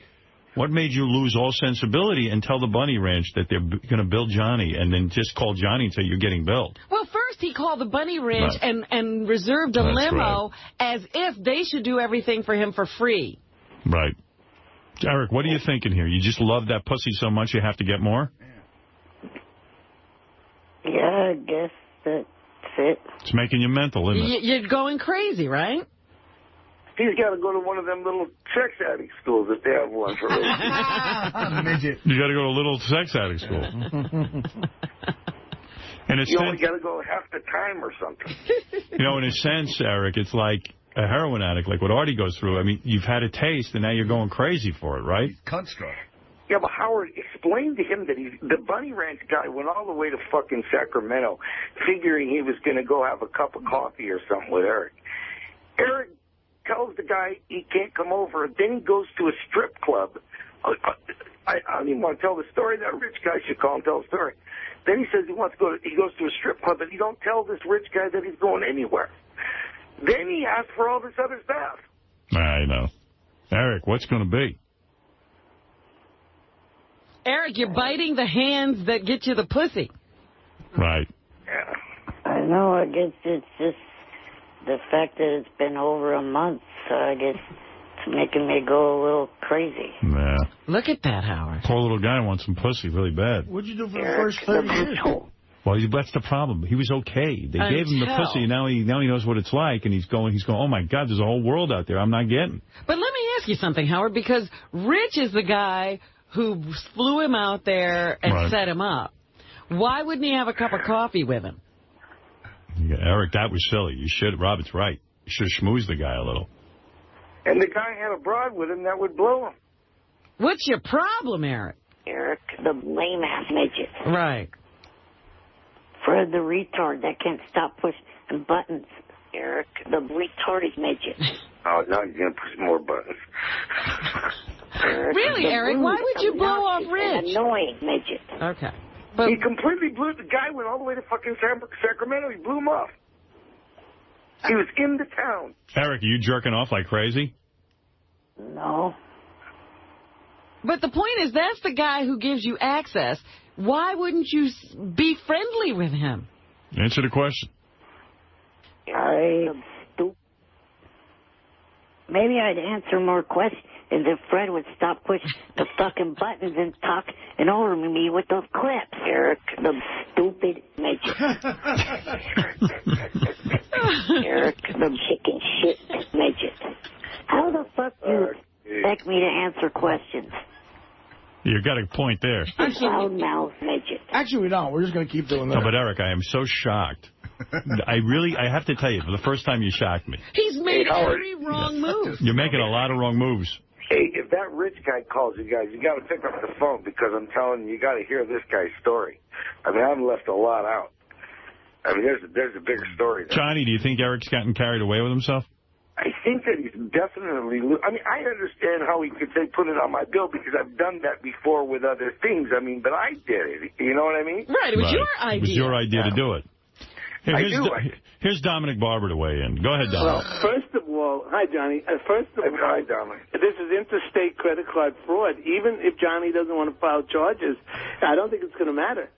It's a use of a credit card for fraudulent purposes. and I have to tell you, I think the FBI will be involved. And I think how much time could he get? How much time could he get? Not enough. Interstate. I hate when these motherfuckers FBI. Does he have any priors? I think he'll be... Hey, Dominic. I talking about the FBI and the police. All I need is that suicide note from Artie and a little time alone with him. Hey, Dominic. How's that new Jewish broad you're being seen around town with? I'm being seen with a new Jewish broad? Yeah. What are you talking about, Stacy? I hear you're in love. Please, I'm just... He's going around squiring. Already? He's got a new Jewish... He's just about to marry this one. Yeah, you're engaged, Dominic? Dominic. Hey, Dominic. I'll go to my date in a minute. But, Eric, it's probably 26 to 34 months. But you know what? When they come to arrest you, they may not have handcuffs. He's cracking himself up. He's got a joke in his head that nobody else is hearing. I said this new woman, this poor woman. Dominic, I gave him... Dominic's got a new girlfriend. Somebody warned the girlfriend. Victim number 5. Yeah. I don't know. Who's in worse trouble? Dominic's girlfriend or Casey's girlfriend? Dominic's new girlfriend. I feel sorry for the next guy. I feel sorry for the next guy who Dominic... My girlfriend is in much worse trouble being involved with me. Wouldn't you say that? Yeah. Right, thank you. Where'd you meet this broad? I'm not allowed to talk about it. At a restaurant. It's confidentiality. At a restaurant. He did. Where else would you find out? He met her at Mateo's. Really? Yeah. No, I didn't. He saw her sitting at a table. Oh, please, I did not. Listen, what? Someday I'll tell you the truth. I did not meet her there. However... I know you did. We have you're absolutely wrong. How do you like those apples? I like apples a lot.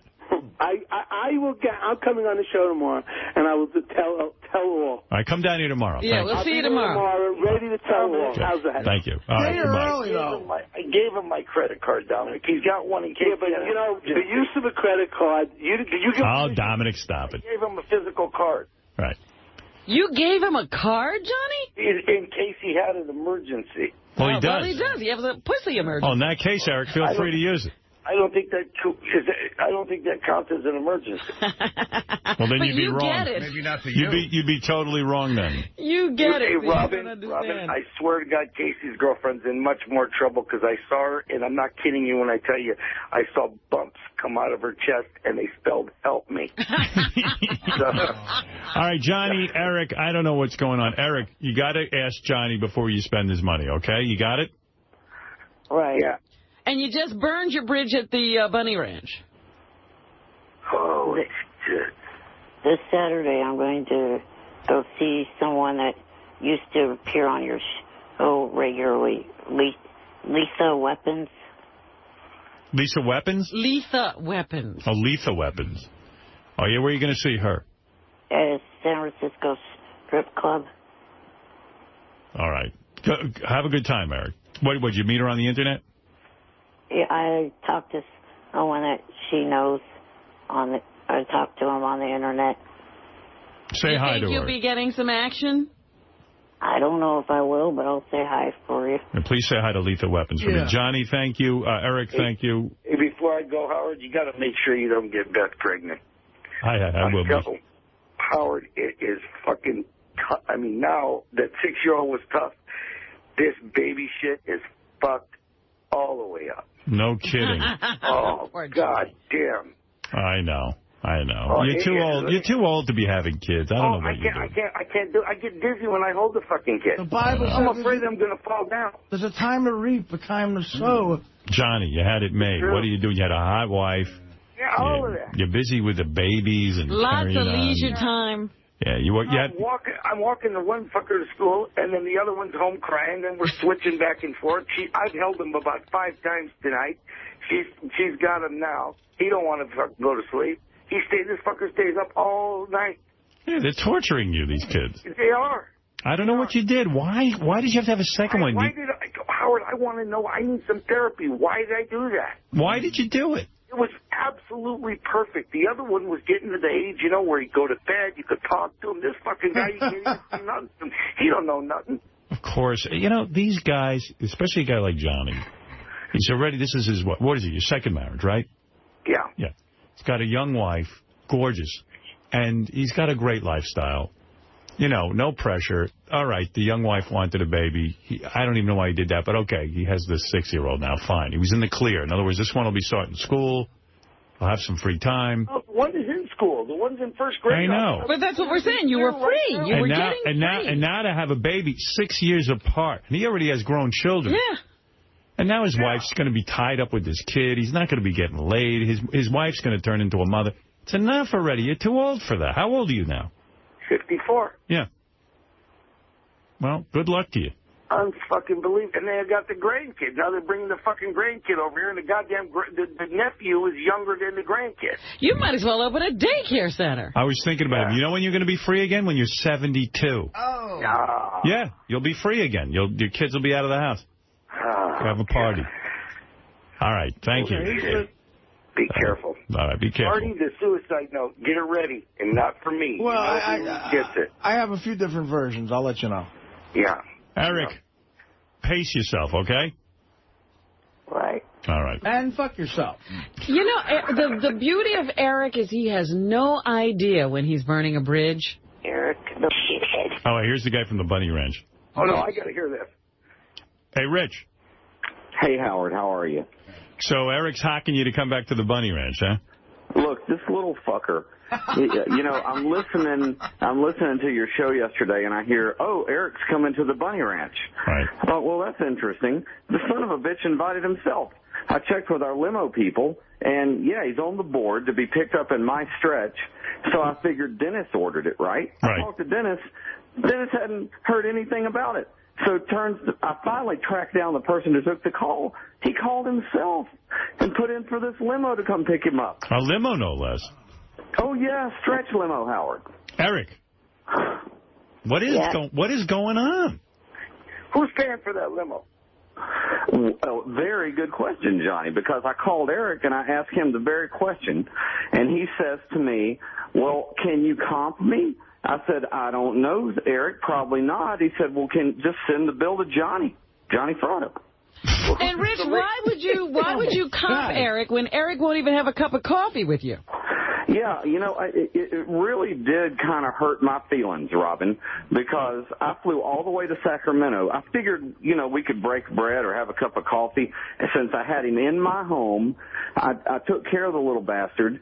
And then I fly all the way to Sacramento just to say hello to kind of, continue the friendship. And he totally fucking blows me off. Now he tells me that he's stuck in the house and I can't come over there. There's all sorts of excuses.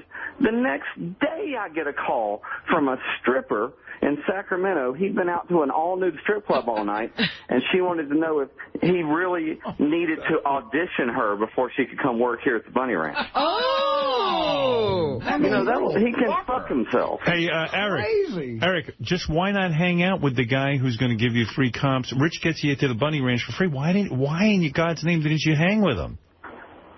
I don't know. You do know. What happened? I know. What do you know? I think Eric don't want the roommate to get nothing. I think he's trying to keep the roommate from the broads. Is that true, Eric? Because he doesn't want to follow him or to have him, he doesn't want to share with the roommate. He don't want him to have the same experiences. Howard, let's call a spade a spade. The reason he's getting all of this stuff is basically because I know who he is from your show. Right. We point that out to him all the time. He's like, he's incredulous. Exactly. So he's getting all this stuff, and now he acts like he's King Stud, and he doesn't need anybody. Well, let me tell you something. I've seen pictures of the Bataan Death March, and I've seen some of the horrible images of prisoners in Auschwitz, and that's what the girls look like when they're walking down the hall to go see this room. How do you get the girls to have sex with him, then? You can command them to have sex with him? Well, the girls will do pretty much whatever's necessary for marketing or for goodwill for us and so forth. And you know what? If you kind of. But Rich, let me ask you something. It is Christmas. Is there a chance that Eric can get back to the Bunny Ranch in some way? No. Say it there, Rich. And Rich, I don't know if you're 100% right. The girls do text Eric, and they say they love him. Right. That's probably some guy at the Bunny Ranch answering texts. Right, okay. Eric, don't those girls say they love you? Oh, I said they miss me. Right. All right, two things, Howard. If Robin says no, fuck no, never. But Carrie actually kind of liked him. She did. Because she thought he was sweet, and then he killed her. Right. Yeah, Eric, did you hear that? That's the one he threw out of the boat. Right, he took Holly over Cherry. Motherfucker. Robin, it was Haley, not Holly. Whatever. I'm not getting it. I shouldn't remember her name. Yeah, Robin's not. Well, you know what? In the Christmas spirit, I think Eric should get to go back one more time. I don't think so. You know? Look, he disrespected Rich. As long as I'm not paying, he could go. But he disrespected Rich completely. I think Eric should be allowed to go and be allowed to use Johnny's credit card carte blanche. Really? Wow, you're a good guy. That's how generous I am. That's a controversial stance. Yeah. Dennis Hoff paid for all this stuff at the end of the day. Did he ever say thank you, Dennis? Did you ever say thank you to Dennis Hoff, Eric? I believe I did. No, I don't think so. I never heard it. Did he ever say thank you, Howard and Robin? Oh, no. Never. And what about I think he's got fucking cash. I've seen his roommate John with a wad of cash from Artie photos. Did he ever say thank you, Artie? No. Of course not. Hey, what about Jack of shit? I'm the one who picks up the most shit. I know, Johnny. He told me to send Johnny the bill. All right, guys. You know, some lady from Howard, I'm going to tell you something. Tell all your viewers out there, you never want to owe the Bunny Ranch any money because the woman called me from their office and she was fucking firm about collecting the money. I had to really go crazy to explain to her. I don't even know what you're talking about. You don't want to owe whorehouses money. Well, Eric, I'm going to explain to you once and for all. When you have people who are doing nice things for you, you must say thank you and really be gracious. Number two, Johnny's credit card can't be used unless in an emergency, and this is not an emergency. It would be like a flat tire would be an emergency. Number three, I mean, Eric, look, if you want, you got Rich on the phone. If you want to beg him for a trip to the Bunny Ranch, go ahead. It's up to Rich. Can I please have another trip up to the Bunny Ranch? No. Bye, Eric. It's really up to Rich. Well, Howard, I can't even make that decision today. I'm livid. All right. Oh, what that's a professional, nice thing he's doing, Eric. He's choosing to calm down first. All right, Rich. Eric, there's your answer. It's not a no, but it's going to take him some time to think about it, okay? Eric, the stupid midget. All right, Eric? Hey, well, fuck you, Eric. Love you, Howard, Robin, Artie, Fred, Benji. All right. Thanks Rich. All right, Rich. And Johnny, thank you. And Eric, thank you. And Eric, I actually, in the Christmas spirit, I'm hoping the Bunny Ranch does let you back. And that you get a BlackBerry. Yeah. And look at these fucking kids. And I hope Johnny gets you. I hope Johnny stops being cheap and gets you a BlackBerry. And pays for Verizon, too. And anything else I could charge. He doesn't need Verizon. He's already a member or something. All right, Johnny, Rich, and Eric, thank you very much, okay? Okay, Howard. Howard. Yes. Before you let me go, last night, speaking of my store, I kind of had an interesting customer call. I was talking to Jimmy Kimmel's cousin, Ivy. his cousin Sal bought her and another guy a photo and a call. All right. We'll see you later. All right, thank you, Eric. Right, bye-bye. Well, use some of that money. Is he crying? Goodbye, guys. He is a terror. Eric, thank you. The level of ingratitude amazes me. I think Eric's going to end up back at the Bunny Ranch. I do. No. I'm writing a letter. All right, Eric, thanks. All right, bye. Bye. Wasn't that a fascinating story that Jimmy Kimmel's cousin bought a picture in a... Wow. Oh, yeah. I'm sure the wrap-up show is going to be conversation about it. Well, that was definitely the best part of that call. All right. Let's take a break. I'm sure everybody's recovering from all the news, all the new Eric news. And then we'll be back right after these words. Eric the Midget is so funny. Eric the Midget, he is so gullible. What did he do to fall for now? So here, I see he's on the phone. Hold on, you got to hear this. Eric, you must be retarded. No, I'm not. You definitely retarded. No, I'm not. I'll tell you why you're retarded. So Eric calls Gary up in the office. Yesterday, Gary was telling me about this morning. I'm not going to go into all the details, but he was threatening Gary, like he's going to get a lawyer, he's going to sue Gary. So I go, well, what's Eric's beef? Why is he suing? Because Eric got an email from, and it says it's from... I got 2 of them. You got 2 of them. Robert J. Mills. Robert Mills is the executive I set Eric up with a meeting. Yes. And then for another guy who claims to be the head of TNA Wrestling. No, he's not the head of TNA Wrestling. He doesn't claim to be the head of TNA Wrestling. That's Dixie Carter. Both of the letters are obviously from fans trying to get to Eric. It's not from the real people. No, it's not. They're from the real Robert people. Mills wouldn't write you a letter like this. Yes, he would. It was right from him. Oh, God. Because it says Robert Mills? It was from his email address. I just didn't include that in the email I forwarded to Gary. Anyway, so it says Gary on the wrap-up show, he thinks, he doesn't like Eric. Thinks Eric's an ingrate. Oh, yeah. So now Eric wants to sue Gary because now Robert Mills and this other guy from TNA Wrestling doesn't want to hire him because of what Gary said. First of all, I don't even think of these are really from those guys. Right. That's number one. It is really from both of them. Eric, didn't it strike you as odd that both letters are almost exactly the same wording? They both say, I think Gary's a very honest guy and I trust his opinion. I mean, somebody wrote the same exact letter to you from 2 different companies. You're a retard. No, I'm not, you fuck ass.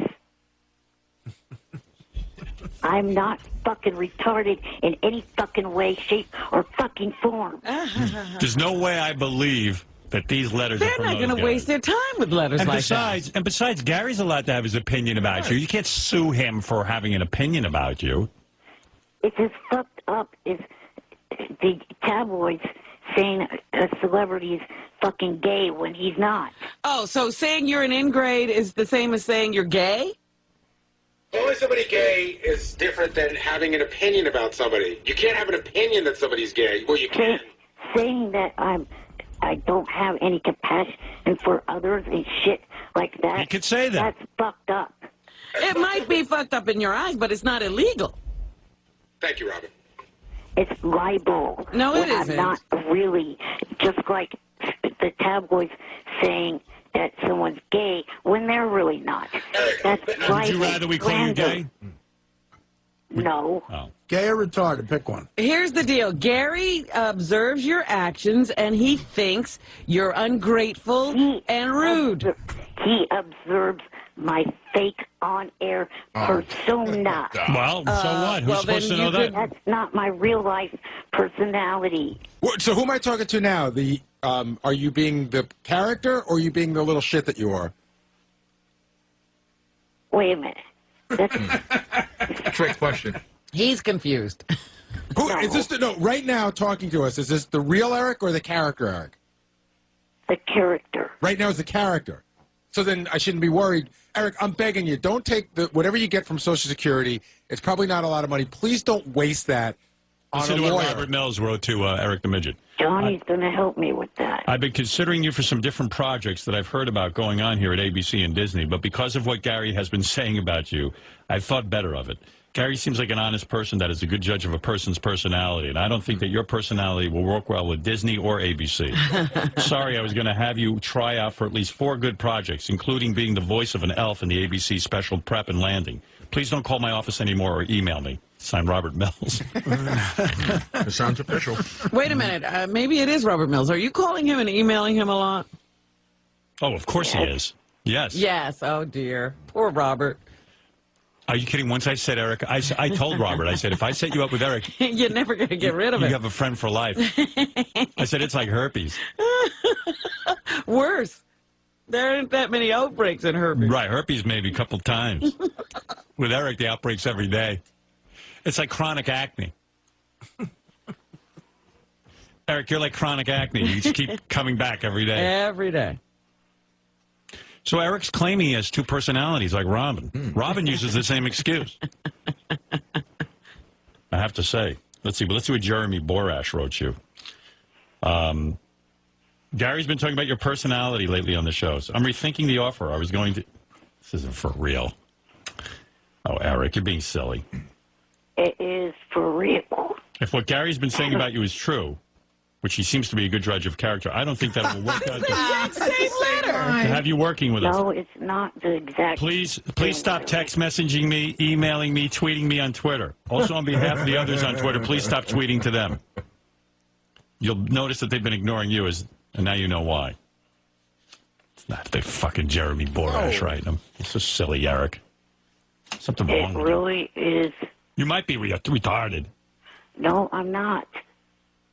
All right, if you're not retarded, what's... I will take any fucking test out there. Okay. He's not retarded. He's of low mental capacity. Is he? No, I'm not, you asshole.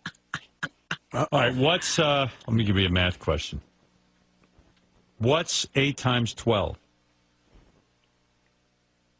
Oh, geez, you're going to hit me with that when I just woke up less than a half hour ago. I love how people blame not being able to do math on waking up. Everything's because they just woke up. 8 times 12. 8 times 12. He's going on his computer now. I know. Yeah. I told you, it's a little diminished. Got to do it in your head. 8 times 11 is 88. Go ahead. 12 more, or 8 more than that is 76. That's right. 76. 8, what? You went from 88, you subtracted, dude. Oh, no, that's wrong. He hit the wrong 96. button on the calculator. 96. Ask the guy who's not the character if he knows.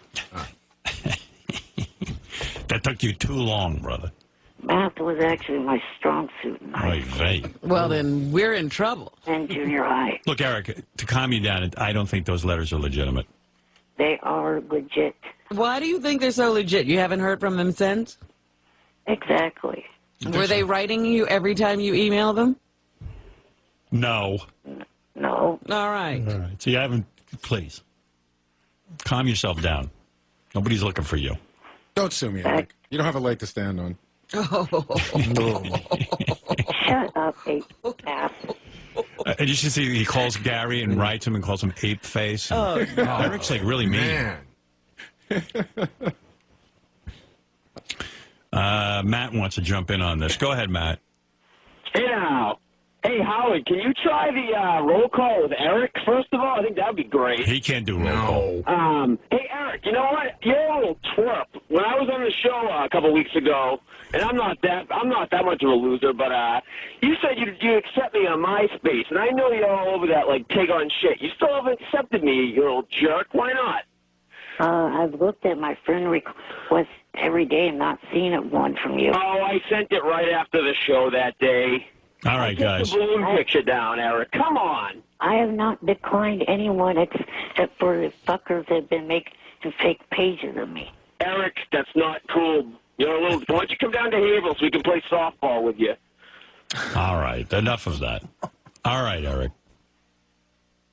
You want another shot at a math question so you can redeem yourself? Go ahead. All right, if you fuck your mattress 9 times a night for 7 nights, how many times have you fucked your mattress?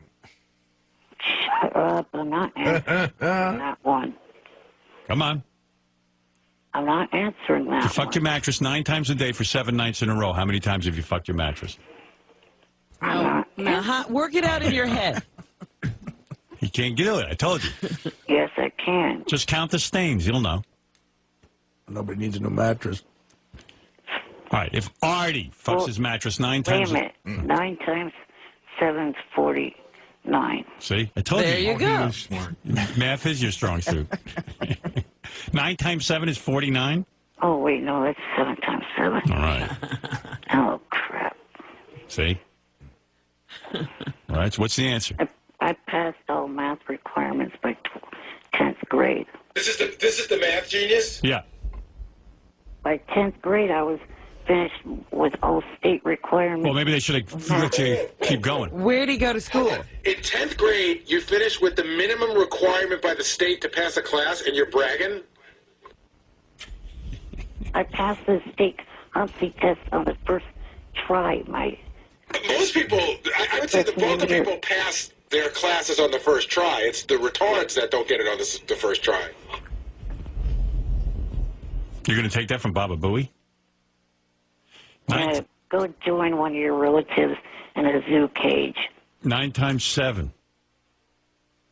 You know. 9 times 7. That's like a second grader has to know his times tables between 1 and 10. I didn't start learning times tables, like around 5th grade. So then you were in the slower class. I'm quite sure it was at any of the classes. See, Eric, that's why I'm saying a lot of these people fool with you and write you fake emails, and you're falling for it. It's not fake, either one of those. I mean, if math is your strong suit, you're not doing well here today. 9 times 7 is not 49. What if Robert Mills emailed you a letter asking what 9 times 7 was? All right. Hello? Okay. You got it yet? 9 times 7? Yeah, I got it. It's 69. Or no, 59. All right. Well, now you got it. Can he subtract? That's not even right, Eric. I'd hate to tell you. You're getting closer. But you're close. Wait. If 7 times 10 is 70. Go ahead. Take 9 away from that. Right. And you get? 61. Holy mackerel. Oh, Eric, you're not doing well. Wait. How? How? You don't take 9 away. You don't know how you get that. No. You took 9 away. Oh, wait.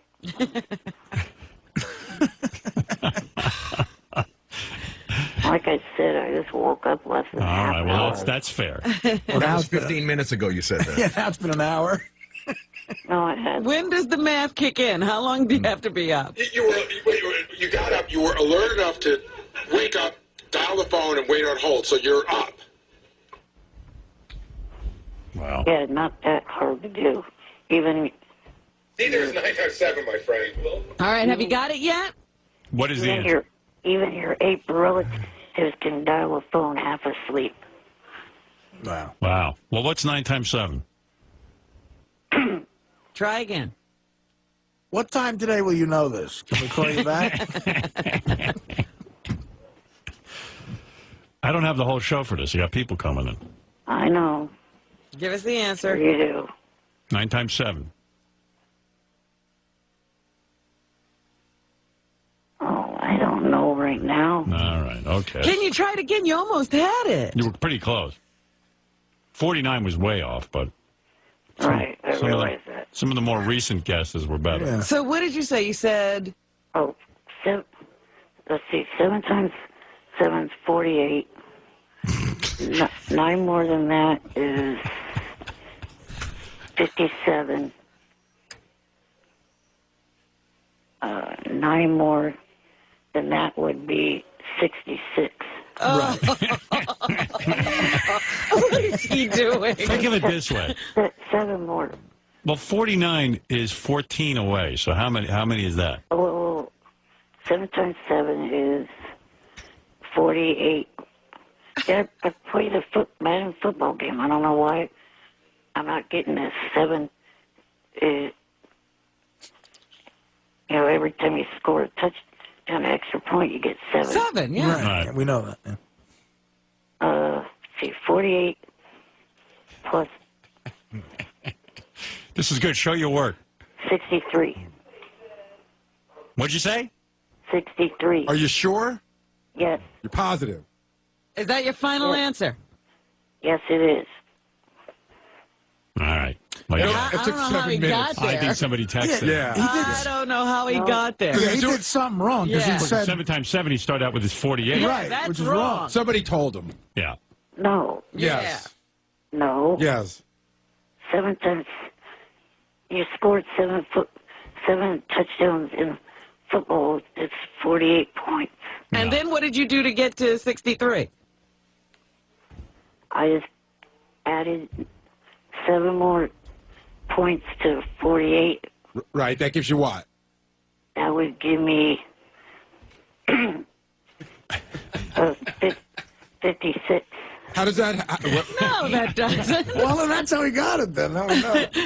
He just mistook his way right into the right answer. Listen, he was dancing around it for an hour. He's got to get it. He's got to get He one. tried every other number. Howard, I actually have something I think we can do for Eric.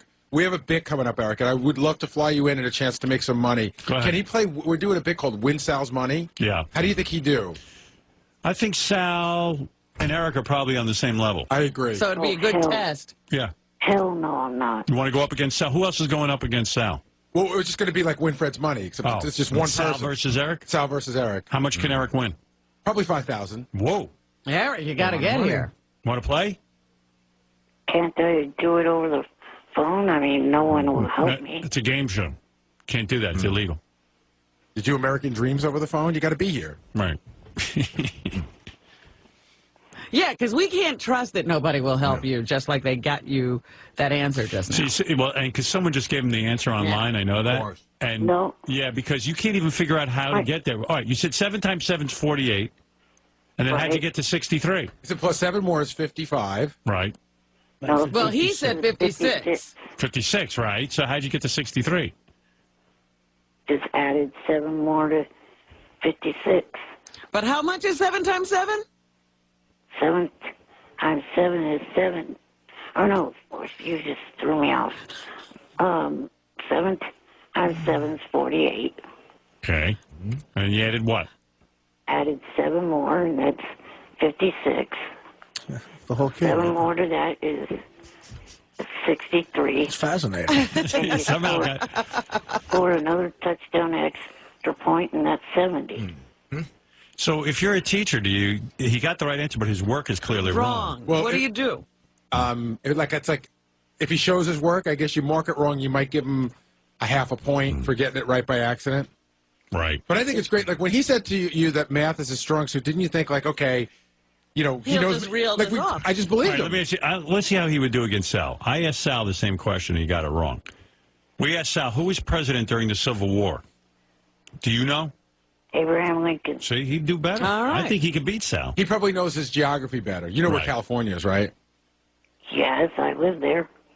He and knows. What would geography have to do with the Civil War and a president? Nothing. Nothing. It's another question. We just said you'd probably know geography better than Sal. He doesn't even know where he lives. See, you're so angry, Eric. I'm fucking retarded. No, I'm not. I'm fucking retarded. You say, Eric? Do you say you're not angry? No, what Fred was hitting. I'm Fred? fucking retarded. Well, anyway. All right, Eric, look, I got to go. If you want to play Win Fred's Money, let us know. Win Sal's money.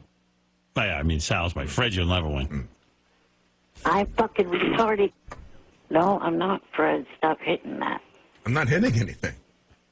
You're the only one that does the sounds in that studio. I'm not touching anything. How do you know? On Thursdays, it's Benji. Because, yeah, Benji actually fills in from time Thursday's to time. Benji Day. Yeah. All right. Hey, anyway, Eric, thanks for the call. I wish you luck. And Gary, you know, I don't know. Your lawsuit doesn't seem to have much merit, but go ahead and sue him if you have to. I'm fucking retarded. I don't even think he could find a lawyer to take that case. Yeah, that's a tough case. Johnny's helping me with it. All right. Johnny probably hasn't heard anything about this. Johnny. Yeah, yes. I showed him the original emails. All right. Hey, I got to go. Have fun with your lawsuit. Later. Hey, tell us if you want to play Win Sal's money. He's going to have to pay his legal bill. Hey, do you want to talk to Sal real quick? I just, again, he fascinates me. They were quizzing him out there about, who was president during the Civil War and who was in charge of everything. I'm always blown away by what Sal knows and what he doesn't know. All right, go ahead. You got something you want to ask him? I think so, yeah. Sal, come in here. And Will, come in here. Let him go up against Eric on this one. Eric, don't get any help. Let's see if you could really win this. Will's going to come in because he knows. Test. Chicken shit, lame ass. And don't yell out your answers. Stupid, annoying, screwed up, retarded game, jackass. What is it? So first thing we said was, who was president during the Civil War? He didn't know the answer. Okay. And then he said, Eric got it wrong. He said Lincoln. That's wrong. Yeah. Oh, so he didn't even know the right answer when he heard it. He doesn't know what it is. And then we said, there was actually 2 presidents during the Civil War. And he said, that's ridiculous. What are you talking about? How could you do that? We said, Never in my life. One of them's a general, so who is it? Well, never in my life have I ever heard of 2 presidents. I would know that in history. And I said, I think they were generals. So who was the general? General Custer for the South. All right, go ahead. No, Who was the other general? Wait, Eric. I said, Eric, don't blurt out answers. All right, General Custer, and who else? For the North side, if the Civil War was Lincoln, which I think is wrong, I would say Lincoln, but I think it's Washington, General Washington for the North. General Washington was the president for the North, and the president for the South was General Custer. He's clearly goofing. No, he's not. Wait a minute. Yeah, Custer's Revenge. There was a game on Atari, and he was from the South side. That was the Confederate side, right? The South. Okay. And I remember there's General Custer's Revenge from that Atari game. And I know he covered, when you guys broke my balls last time, it was the North versus the South, and I thought the South side was General Custer. And the North was? What happened to General Maybe Custer? Grant was the North side. After his presidency, what happened to General Custer? I think he was, I don't know. I don't know. I think he was killed or something in the war. I don't know. He was killed in the war. I don't know. By the North? The Indians? Oh, yeah. What were the Indians doing in the They're everywhere. You ever go to Dunkin' Donuts? Yeah, those Indians. General Custer, since you are president, I am going to kill you. Not those Indians. Well, if you look, I know the war's in order now. Revolutionary War was so what is your final answer for Win Sal's money? So Eric can have an idea. Howard? Yeah. Can I just tell you, we're looking up Custer's Revenge, this Atari game, and I remembered hearing about this on the news. Howard, it was a pornographic game that was banned. The soldiers were raping Indian women. Yeah, that's why I got it. It was the only Atari game I played. It's where Indians were raped by... Yeah, the women were raped by... being raped by the soldiers. I remember this was banned. I remember there was Indians involved. They were killing the Indians, and the soldiers were raping the Indians. That's why I knew there was Indians involved. Atari put that out? Yeah. Wow. What were they thinking? I don't know. Wait, hold on. I have no idea that was Atari. It was for the Atari 2600. I used to play it. In an Atari game, but I don't think Atari put it out. Oh, okay. Okay. I'm sure some shitbag at Atari slipped it out. Why do you think it's called Custer's Revenge if he's raping Indians? Because they killed him because he was president. Oh, okay. What else was it be? Sal's got it all figured out. Shot him in Ford's Theater. So, Eric, do you know the answer to this question? Yeah. Go ahead. Because I studied the Civil War with my dad. Custer was part of the North Army, and as Custer's last stand, he was killed after the Civil War in one of the Dakotas. All right, but who was the president during the Civil War? And we're saying you got one right, Lincoln. Both presidents. This is going to be a good game.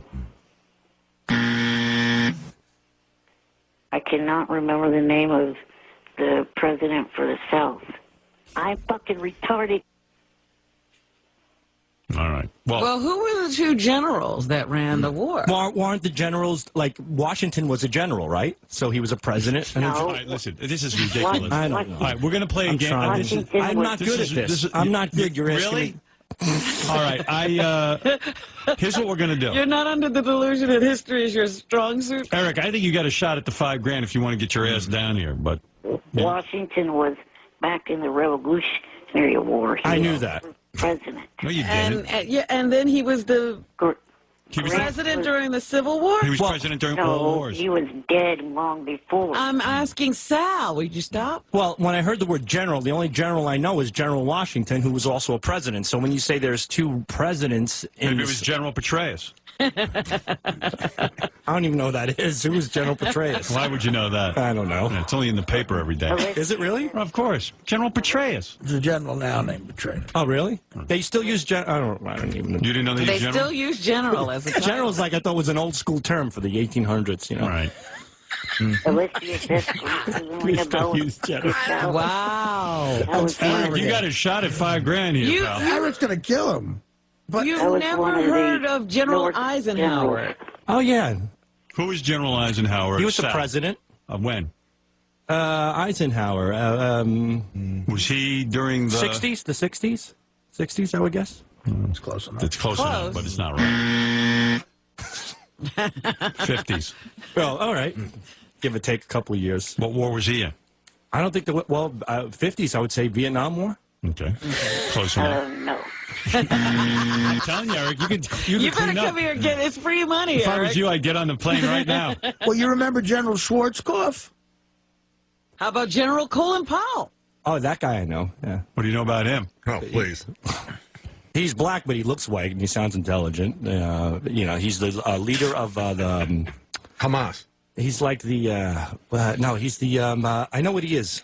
He's not the commander in charge, but he was the guy in charge of, like, the military, the head of the military. Right?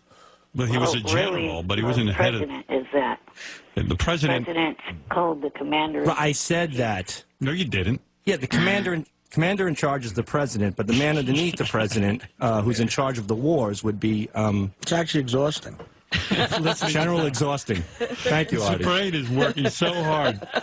All right, listen, Sal, I just thank don't. We can't wait for win Sal's money with Eric the Midget. Thank you. All right, Eric, I got to go. Thank you. Okay. All right. It's like a car engine that won't turn over. Hey, Sal, real quick.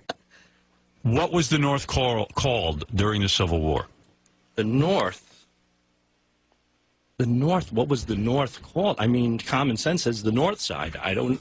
Okay. North. North America? North America, right. It almost was. North? Yeah, the Civil War. Okay, I'll tell you. You had the Civil War, which is the North versus the South. Right. I've learned that. And that was the Second War after the Revolutionary War. Right. We taught you all that. That's Not wrong. really. That's wrong, too. But No, but it's all right. Yeah, go ahead. And so what did they call the North? The Yankees? The Yankees. It's kind of right. Yeah, I mean... All right, get out of here. The Yankees. Well, the South always calls the North the Yankees. Right. And what was the South called? The Schmankies. South would be called... I'll give you a hint. You said it already. Really? Yeah. Eisenhower's? The Generals. The Generals. The Generals. They were called the Generals. Right. No, that was the name of Trump's football team in the USFL. Exactly, USFL. They didn't. All right, thank you. General Lee from Dukes of Hazzard. That was the South. Right, That's right. That's a general. Okay, good. So a car was in charge of the... Oh, wait, maybe General Lee was General Lee. There you go, General. Did I get it? I think got that? I don't even know what question we're on. I the gotta South go. side must have been led by General Lee. There you go. Dukes of Hazzard. Right. Apply Dukes of I Hazzard. knew it. It was because of the car. Yeah. To General Lee. He thinks like a car. All right, thanks. Eric, thank you. Okay. Bye. Just give me 2 seconds, Howard. I got it. All right, very good. Eric the Midget, you're on the air. Hi, Eric. Good morning. You're going to have to talk up and into your telephone, or I'm going to have to hang up on you. You all right, Eric? Okay, good morning. All right, that's better. Now we can hear you. What can we do for you? What can I do for you, my friend? I was calling because I want to try to convince you to change your mind on your whole stance on getting Sanjaya to win American Idol. Well, let me tell you something. You know, after It's really taken off. after Thursday's show, the Today Show and various other television shows credited us and, of course, votefortheworst.com for, you know, pushing the Sanjaya agenda, as we call it. So we had a meeting on Thursday after the show, and we all started talking. I think Benji said, you know, you ought to embrace this in a big way. Let's cut commercials. Absolutely. Even during American Idol, say, you know, don't, you know, vote for Sanjaya. So I said, you know, that's great. So we immediately went to Scott and everyone, Scott Greenstein, the programming guy and Mel and all that to, you know, hey, we got a great idea. Right. Let's really push this agenda. They're always asking for ideas.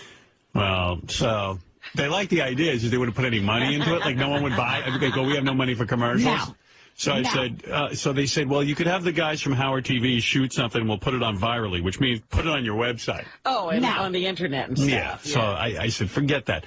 I am very much, Eric, I disagree with you. I'm very much into voting for Sanjaya, and I will vote for Sanjaya, and I encourage my audience to, because it is really so fantastic that they'd have to crown Sanjaya, the American Idol. Right. We get to pick the American Idol, and we want Sanjaya. And quite frankly, who are you for, Eric? Who is it do you think that should be the American Idol? Lakeisha.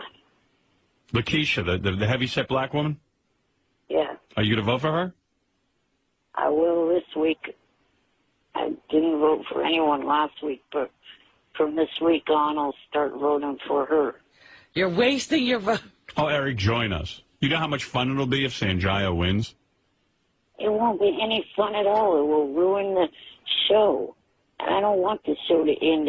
It's not going to end. It's just one time. Look, the voters have already made a mistake voting Taylor in and voting Fantasia. I don't want a third mistake to win. You know, I think Eric's prejudiced against black people because, like, he wouldn't vote for Fantasia. He really didn't even vote for Lakeisha. Okay, yeah, that's why I voted for Ruben.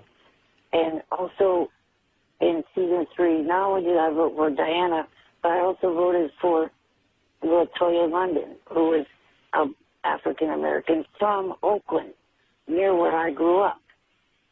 I don't have any racist problems in me at all. So he just told you.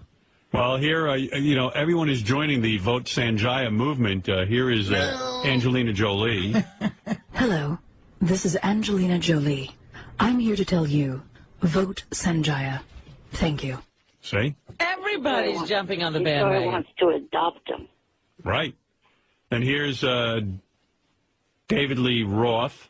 He's behind it. Hey, this is Diamond David Lee Roth. Vote for Sanjaya on Idol, baby. We're voting for Sanjaya.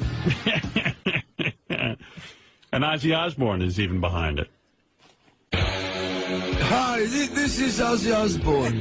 Vote Sanjaya. All right. Everyone's into voting for Sanjaya. So. How about I try to ruin your favorite show, Dancing with the Stars, by asking people to vote for Heather Mills McCartney, because I... All right. Go ahead. That's a good idea. I mean, no, don't do that. Her. Don't ruin... Did you say you're going to ruin Dancing with the Stars? Yeah, don't get your radio show audience behind it. Hey, easy. I know what to do. I know what to do. You know who's on your side, Eric? That show is so boring and good. You don't like Dancing with the Stars. I bet you'll watch it with Heather Mills McCartney with one leg. I'll only watch as much to get her phone number. That's it. The rest, I'll turn it off. I watched last season's premiere. I fell the fuck to sleep during it. It was so boring. I fell the fuck to sleep. You know who's with you, though? Who is against the Sanjaya movement? Crazy Alice joins Eric the Midget. Oh. But she doesn't like Eric the Midget. Now, listen to this message, Eric. Hi, Rich. I forgot to tell you about American Idol. I wish that little black woman win the shower used to be a background of a professional group, or that other big black woman. But I used to respect Eric the actor. Now he's Eric the Midget. When he got something against black women, why can't he vote for one of those? And I definitely don't want that fag, that sand nigger to win, that little teenager faggot to win. And I guess Gay Howard got that in his head. He wants to fuck that motherfucking ass just like he got a crush on Brad Pitt. I wish that homosexual teenager cocksucker lose, that sand nigger with that pretty hair on his head and that black skin. So Gay Howard, you're not going to win. Your fag not going to win, okay? Fuck homosexual. They rub me the wrong way just like you, kike. Stereotype like you, talking about rub off black, well, rub off fucking Jews, relationship, okay? They're scaring their race. I'm a female Hitler sometimes. All right, Alice agrees with you. She does not like Sanjaya. He makes Clay look straight. All right, but, you know, there's a lot of... You don't want him because he's might be gay? He's just awful. He's like a mix of Clay Aiken and William Hung. He's gay and he can't... You know who else wants you to vote for the Sanjaya? Michael Jackson called in. Listen. Hi, this is Michael Jackson. Woohoo! If you vote for Sanjaya, I promise not to sleep with little boys. And you know how hard that can be, so vote Sanjaya. Woohoo! Eric, all the stars want to vote Sanjaya. That was high pitch. No, that was Michael Jackson. Sounded a whole hell of a lot like high pitch. Well, then you better have your ears checked, because that was Michael Jackson. You better have your little ears checked. I would like him to vote Heather Mills back on the show every week. Me too. I'm not going to watch it otherwise. She better win. Well, Eric, I wish you'd join us this week voting for Sanjaya, but I understand. You could have some fun with us, but once again, the answer's no. Eric can't have fun. Why should Eric have fun and be a little subversive? No, he can't do that. You can't lighten up for a second. Everything's serious with you. All you are on is a company called Sirius. Right. All right, there you go. You got me there. Don't know what to say after that. See, there's more Sanjaya news reports. The guys say there are. I heard a couple. I think even they talked about it on The View and mentioned you. All right. Hey, this is wild. Erica like this. First, I'll play you this, and we'll get to everything. There's a woman on a hunger strike because she doesn't want Sanjaya to win because it'll ruin American Idol. And she's on the Internet with this. Have you heard this tape? No. Here she is explaining herself. This is the greatest. My name is Jay. Today's March 16th, 2007, and I'm here to announce that, like many other Americans, last week I tuned into American Idol to find that Sanjaya Malakar had not been eliminated from the competition. As a result of this, I'm going on a hunger strike. I'm doing this because I believe that other talented contestants who deserve a chance to win are being eliminated. Because there are other people that think it would be funny to try to sabotage American Idol by voting for a lesser contestant. Therefore, I'm going to continue my hunger strike until Sanjaya is either voted off, the producers rescind his spot in the top 12, or he graciously steps down from his position. If you'd like to end this strike, this Tuesday, tune into American Idol and vote for any contestant other than Sanjaya Malakar. If you'd like more info or would like to join this hunger strike, please go to www.myspace.com/starvation for Sanjaya. Thank you. Eric, what do you think of that? Are you going to starve yourself? I'm not going to go that far. What do you think of that broad? Is she for real? Yeah. Oh, yeah. I wish she was on my team. So You could stand to starve yourself.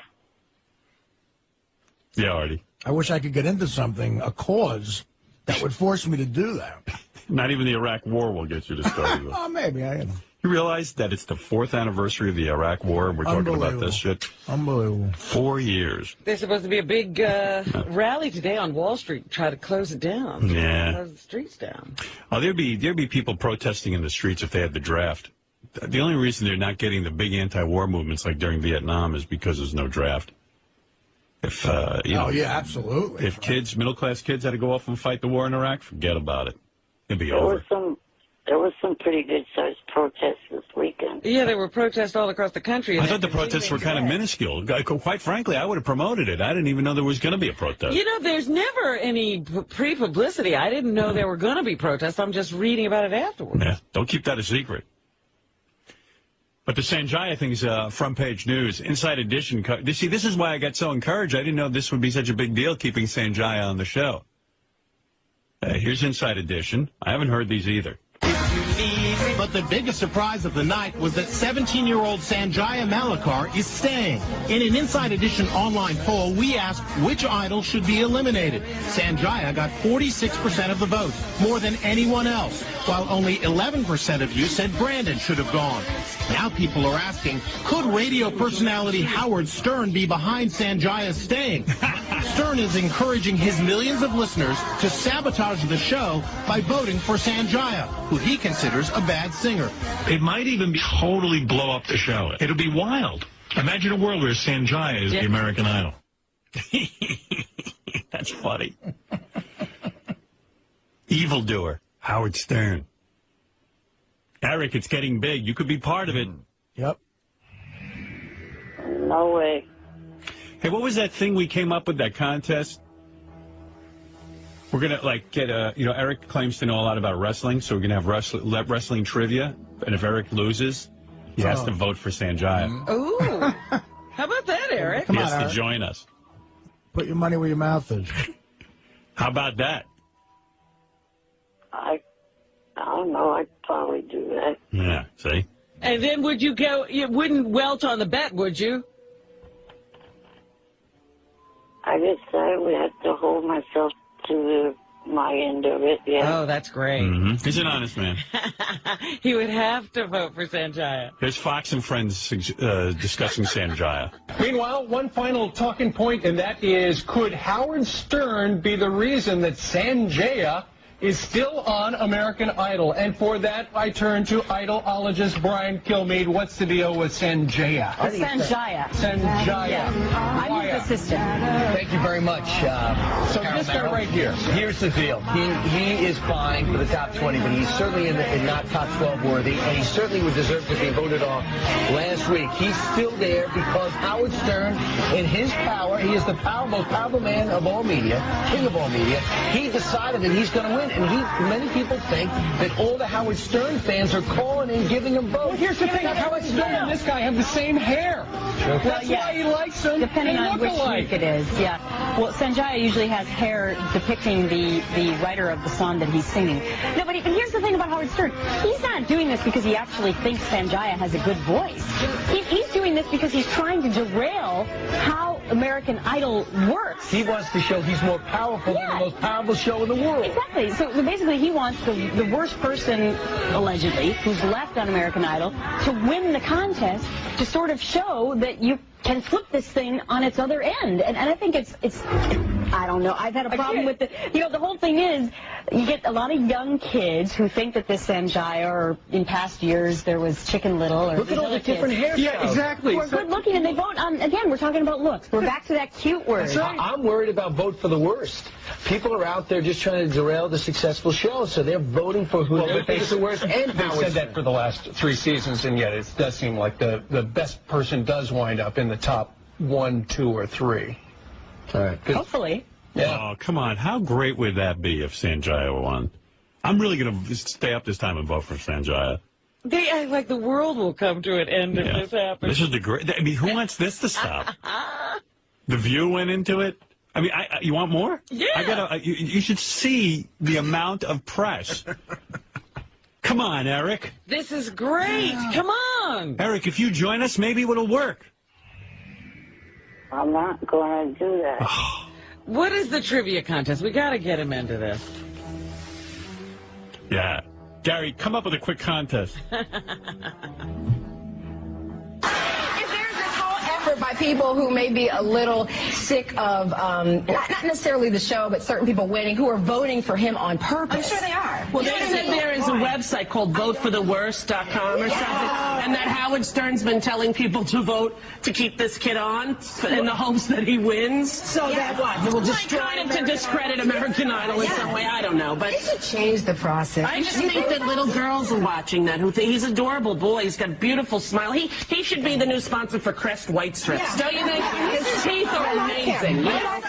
See, The View even is discussing it. Eric, The View. Eric. Any of those girls that are out there voting for him, you know, I doubt you stand a chance. Oh, you mean, I see what you're saying. Oh, I see. Right. Yeah, you won't get Sanjaya. But you don't stand a chance with the girls you voted for either, and you voted anyway. I got to meet them backstage at the tour. Hey, hello, talking. Hello, talking. You wanted to take a hit out on you. Be quiet. Yeah, sorry. At least they're straight. Yeah, my favorite rap on this is when Eric got on and said, I won't vote for Sanjaya because when I go to the tour, I don't want to see Sanjaya. Yeah. I love the way he Talk says, about selfish. I want to talk about Idol. Idol. I want to talk about Idol. Hello, talking. Can you call it American Idol at least? Well, you like me to talk quick, right? That's why I say Idol instead of American Idol. Okay. You want to hear more of these clips? Because it's endless. And speaking of support... This is Keith Olbermann. And speaking of support, no one loves Sanjaya's singing, but plenty of people love to hate American Idol. Why Howard Stern is working to bring the singing competition to its knees. America has decided that Sanjaya, you are safe. Absolutely shocking. Creating a vast theory about an American Idol right-dialing hand conspiracy who say the show's open-ended voting system has been sabotaged by Howard Stern, who has encouraged his listeners to vote for the Sanjaya kid. At exhibit number 2, votefortheworst.com, that vicious idol lampooning website that encourages viewers to cast their vote for... Well, you've already got the idea here. Let's turn to Countdown's very own American Idol princess, also the midday host of New York's classic rock station, Q1043, Maria Melito. Good evening, Maria. Hey, Maria. Is this not another reason to admire your old colleague, Howard Stern? Well, you know what? I love Howard. Always have, always will. I don't think that he can do this compared to the days when he was on free radio. It's different now. So I don't think it's because of Howard. Would it help if I chimed in some way? Could we get it done together? No, I don't think so. I think it's going to happen eventually. Have faith. It will happen. This kid's not going to last. Hey, Marie, don't piss on my parade. Right. What was that? I'm not claiming it's all me. I know it's votefortheworst.com, too, but we are helping. You don't have to be all cunty about it. Doing our part. That's not Howard. Who owns Q104? I'm curious. No. You know who. Yeah. It's any terrestrial radio. They don't ever want to say that I'm influential. They've even gotten Maria Melito, our old friend. Eric, you've got to get involved, and you've got to join our side. If they can get to Maria Melito, they can get to anybody. Oh. I'm not joining with you guys. Wow. You're putting a buzzkill. Do you ever have fun? Yes. The answer is no. He's lying. Last month, when I went to the WWE pay-per-view and went to the VIP party, met Shane McMahon and also Teddy Long, Brian Kendrick. We got it. Yeah, fun. We got it. You met a lot of wrestlers. I mean, all of the gay things. American Idol, wrestling. You met a lot of three dudes. more. Do you want to hear any of them, Robin? One is G4, talking about the attack of attacking the show. John Gibson. Oh, John Gibson? And Laura, John Gibson from Fox. And Laura Saltman from MSNBC. Oh, let's hear John Gibson. Right. But the judges and America seem to be stunned that Sanjaya is staying. And who is voting for this kid? With me now, one of America's favorite idols, Season 1 runner-up and co-host of the new show Idol Tonight on the TV Guide channel, Justin Guarini. So, Justin, can you explain this? You know what? I don't think anybody really can. I mean, Sanjaya has just, he's got probably a very loyal contingency of fans. But I would say there are people like Howard Stern, websites like Vote for the Worst, I forget if it's .com or .org, doesn't matter, but it's a website geared towards voting for who they believe is the worst. I mean, I think there is a faction of people who are really voting for Sanjaya to stay, be it for better. We're betting against the house. It's like craps when you bet against the guy rolling. You got to choose one side or the other. Or worse. Why? That's a great question. You know, I mean, I can see, like, you know. Whatever. Oh, forget that report. Hey, Eric. Yes? Maybe this will convince you to vote for Sanjaya. I'm going to bring someone on the phone now who I think you might be familiar with, and you'll probably be a little bit starstruck. Arnold Schwarzenegger, the governor of California. Governor, good morning. Yes, good morning, Howard. And say hello to Eric the Midget, our guest. Oh, Eric, how are you? Morning. And Mr. Governor. Can Eric hear the governor? I want to make sure. Eric, can you hear the governor? Yeah. All right. Mr. Governor? Yes, yes. Have you heard about America? Do you watch American Idol? Absolutely, yes. Maria and I, we love the show. Well, you have kids, right? Yeah, kids must love it. Of course, yes, yes.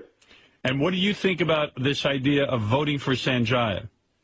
Let me tell you something, Howard. I've heard you talking about this, and Maria and I both agree this guy, Sanjaya, is a true underdog, and I tell you what, he's fantastic. We absolutely love him, and we would totally vote for him always.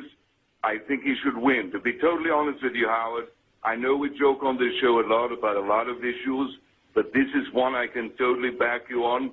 Love that Sanjaya. Because Governor, and I know you're a fun-loving guy and you love a joke. Right. It's fun to vote for someone who maybe never would have a chance to be the American Idol and see how it turns out.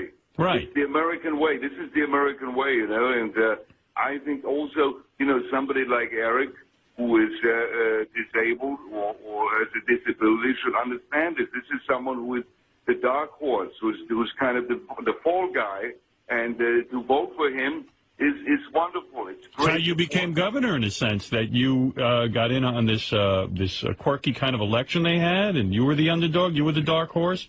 Absolutely, Howard. You know, I was an immigrant, of course, coming from Austria, and, you know, I was Mr. Lippy, of course. Yeah. Eric, what do you think of what the governor's saying? Certainly now you agree with him. No, I don't. Wow. You're not agreeing with the governor? In fact, the last election, I voted against him. Oh, jeez. That's great. Who did you vote for? Who'd you vote for, Eric? One of the Democrat candidates. I can't remember. He doesn't even remember. You don't even remember, Eric. Okay, here, test your memory. Last night on The Apprentice, what was the team that visited you in your office?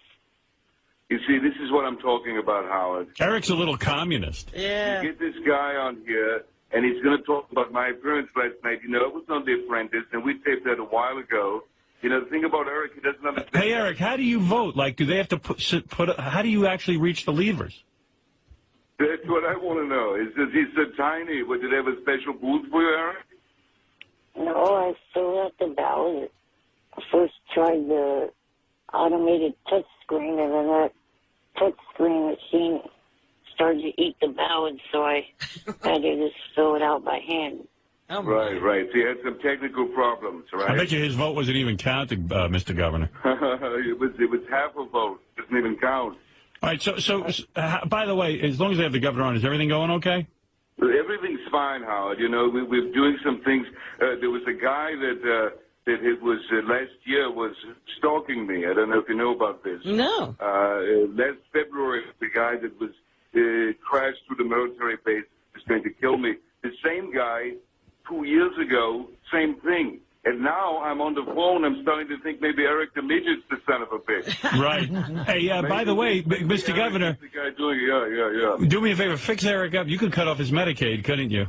Eric, listen, don't screw with me. I will totally cut off all your support. You'll be dead by tomorrow if you don't shape up. What do you think of that, Eric? You know the governor's kidding. Fake Arnold.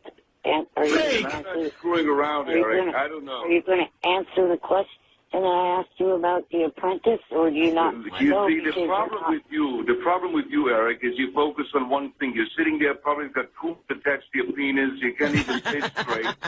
You know, you. God damn it! I come up to the show to talk to you, and all you can do is ask me one question about one goddamn thing. Stick to the issue. We're talking about the stupid the Indians and China, whatever the hell his name is. Sick of this shit. All right, thank you so much, Mr. Governor. The governor's busy, Eric. Governor, you are so terrific. And by the way, Governor, you should know this. Eric pees his bed when he wears his PJ pants. He doesn't even have a tube. He peed his bed. Yeah, listen, I believe it. You know, Eric reminds me of when I did the movie Total Recall. There was a tiny alien that was on the guy's chest. Right. And that's what the Midget reminds me of. I love it. Did you see that movie, Eric? No. You never saw that? You know something? Thanks for waking me up, Howard. It's 4 in the goddamn morning. I'm sitting here talking to a goddamn Ewok on the phone.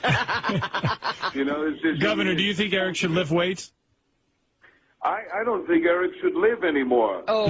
I don't care. But listen, Eric, you know what you need to do, Eric? You need to start getting in shape. You need to start competing. You need competitive bodybuilding for freaks like you. I'm so sick of this shit. You always call into this show. Howard's giving you a place here on this great show, and all you can do is bitch and whine. Right. I'm tired of it. So vote for Sanjaya.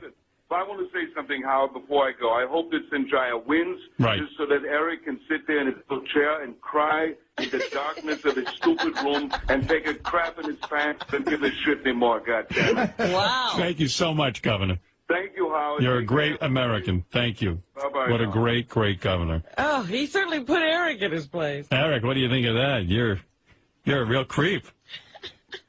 Yeah, it was not the real one. That's what you think. He wouldn't even, if it was the real... He doesn't remember. He told you that happened months ago. That was the real one. That wasn't fake Arnold. That was real Arnold. It was Team Arrow, by the way. He doesn't know that stuff. He's the governor. Certainly the governor should have convinced you to join us. But anyway, thank you, and do whatever you want, Eric. Don't be with the rest of us. Do whatever you have to do. You could get George Takei with that twice, but you can't get... You want to know something, Eric? I was going to go on on these shows once Sanjaya wins, and maybe even credit you, but no, you're going to ruin it. You could do the shows together. I would have done them with you, but forget it. Thank you. All right. And you miss out. Goodbye, Eric. Goodbye, Stern. Thwarted again.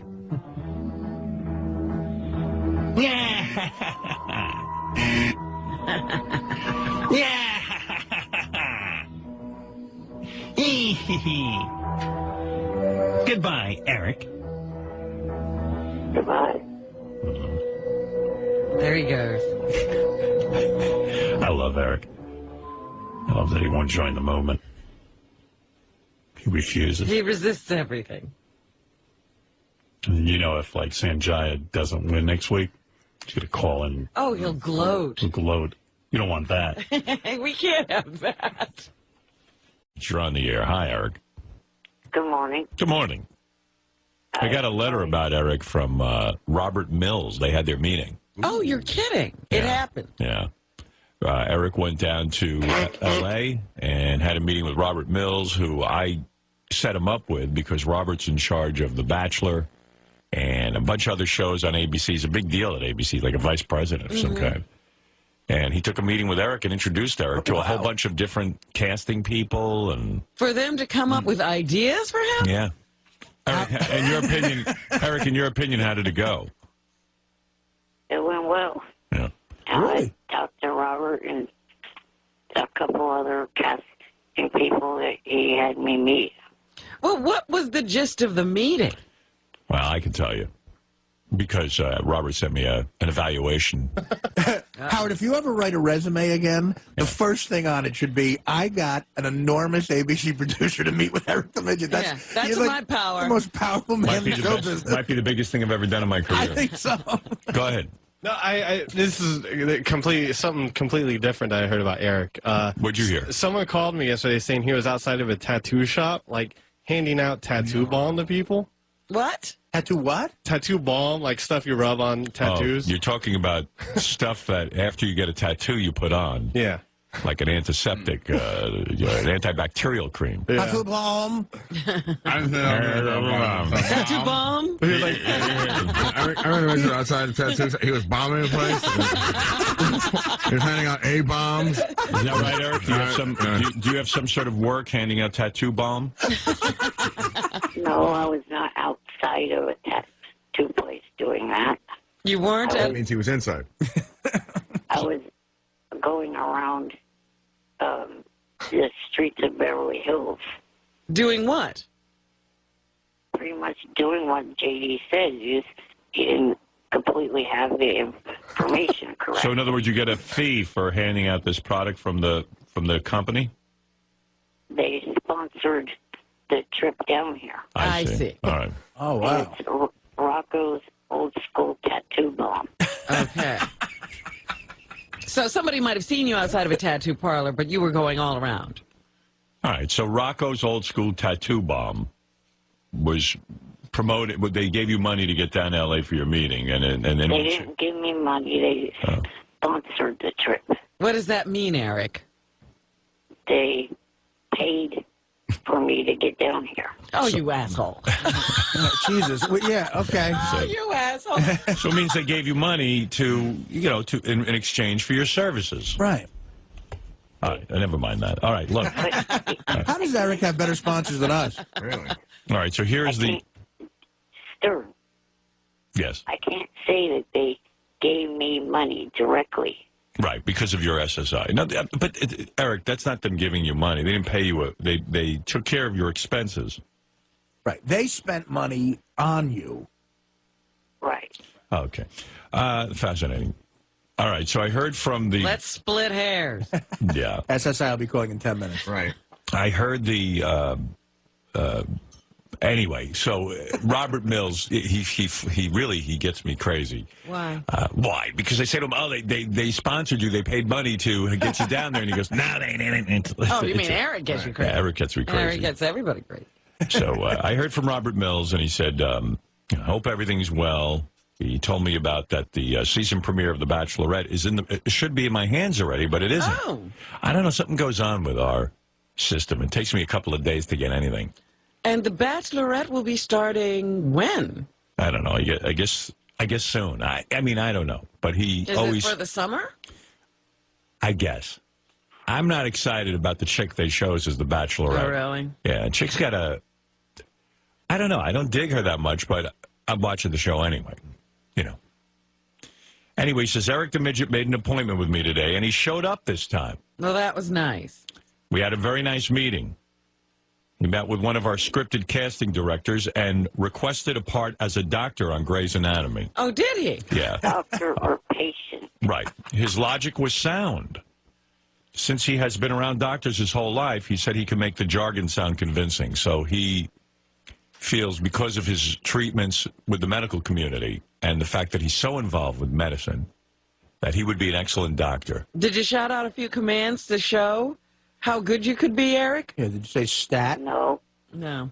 The casting people will keep him in mind for parts in our shows, so that's good news. So, all right, Eric, you made an impression there. That's great. As a patient, I think, he would be great. Yeah, he's had even more experience as that. Yeah. Eric also met with Robin Cass, one of the top reality casting directors in the business, which I would think would be the real big break for Eric. Because he could have his own show. Right. She's currently casting the next season of Big Brother. Oh, can you imagine Eric in that house? Which Eric would be amazing on. Yes. However, he may have blown the big audition a bit because he got a bit tongue-tied. And he was thinking that maybe Robin Cass is evidently very beautiful, and Eric might have clammed up around her. Did you not perform well in front of a beautiful woman, Eric? No, I thought I was talking to her all right. Does a chick have to be a whore for you to perform? Robert said, I think Eric got a little tongue-tied and didn't really show the personality that he has on your show. After we disagree with Robert, he barely has a personality. People don't realize how hard we work to make him look good. I mean, we're exhausted like Jay. So, Eric, a shot on Big Brother for you would have been huge. That would have catapulted you right. Would you like to do that, Eric? Yeah, I wouldn't have minded being on that show. There's the personality. That's the personality they were looking for. Yeah. Would you have minded being on yeah.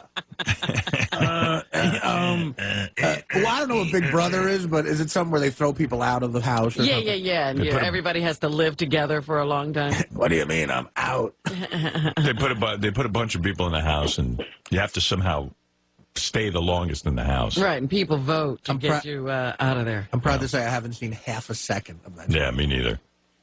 Let's see. So anyway, He says, Eric got a little tongue-tied and didn't really show the personality that he has on your show, so it was hard for her to get a sense of how he would be as a reality star. As a reality star, because it's a lot about the interaction between the housemates. Well, even Robert Mills says a reality star says they need to be able to put two words together. Yeah. Interaction. Fuck you, fat junkie. But Eric had a hard time doing it. Fuck, hey, big nose. Hey, fat junkie. Shut up. Eric? Yes. So I guess, it was, Robert's on your team, so he was just saying he probably would have liked to seen you talk a little more. Would you wait for them to bring the ideas to you? No. Uh-oh. I was playing cat and mouse. Yeah, listen, Eric, we have a show called Mr. Personality. One of the pieces of good news is that I guess Robert's more convincing than I am because evidently Eric agreed to fly with balloons. Really? For what? He's going to promote the Disney Pixar movie Up. What a bitch. And Robert, you're going to do it for somebody besides us? That's a great gig. He said, what, Eric? I didn't completely agree to it yet. I'm talking to him about doing it. I'm not completely agreeing to do it yet. Wow. Eric is involved with the Disney Synergy people. And even Robert Mills says, if you're okay with this, I know the idea, of course, is yours. I'm fine with it. I just want to see We'd like to see Eric fly under any circumstances. Yeah, I don't care who gets him to fly. I just want to see him fly with balloons. And think of all the advertising the people at Rocco's Lipstick Bomb could get. But just imagine, Eric, we were just going to fly him in the studio. I'm sure Pixar is flying him outside somewhere. Well, the idea was we were going to push him out the window. Well. And see what happened. We were just going to open a window, and if he happened to fly. I'm sorry. We're going to start in here. We certainly wouldn't have pushed. It'd be funny to see Eric, go over the Empire State Building. Fuck you. Fuck you, Empire State Building. Also, they're working on Eric being in High School Musical 4. As what? The basketball. A doorstop? I'm Zac Efron's body double. So anyway, Robert says, hope everything else is good with you. Please let Gary know we're working on a show for him at ABC as well, Extreme Makeover Pitching Edition. Oh, God, everybody's getting in on the act. Look, I see a sitcom where Eric is a teacher. Boy, would that be great. I'd watch that. You goddamn fucking kids. So, Eric, I guess on some levels it went well, on some maybe not so well, but Robert said that a lot of people at ABC are sitting and thinking about you, so that's pretty good, right? Yeah, definitely. Right. You know, that is a great idea, though. A whack pack Big Brother. Yeah.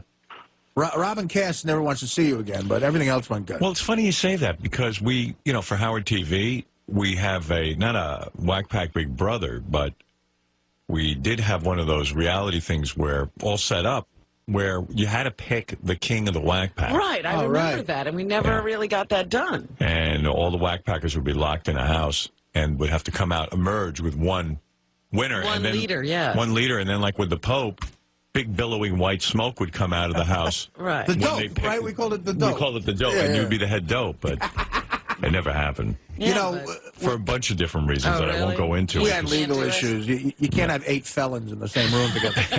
It's against the law. So, Eric, what do you think? You're hopeful?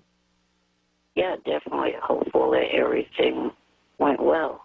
And did you have lunch with Robert? I mean, what was the day like from your viewpoint? You got there what time?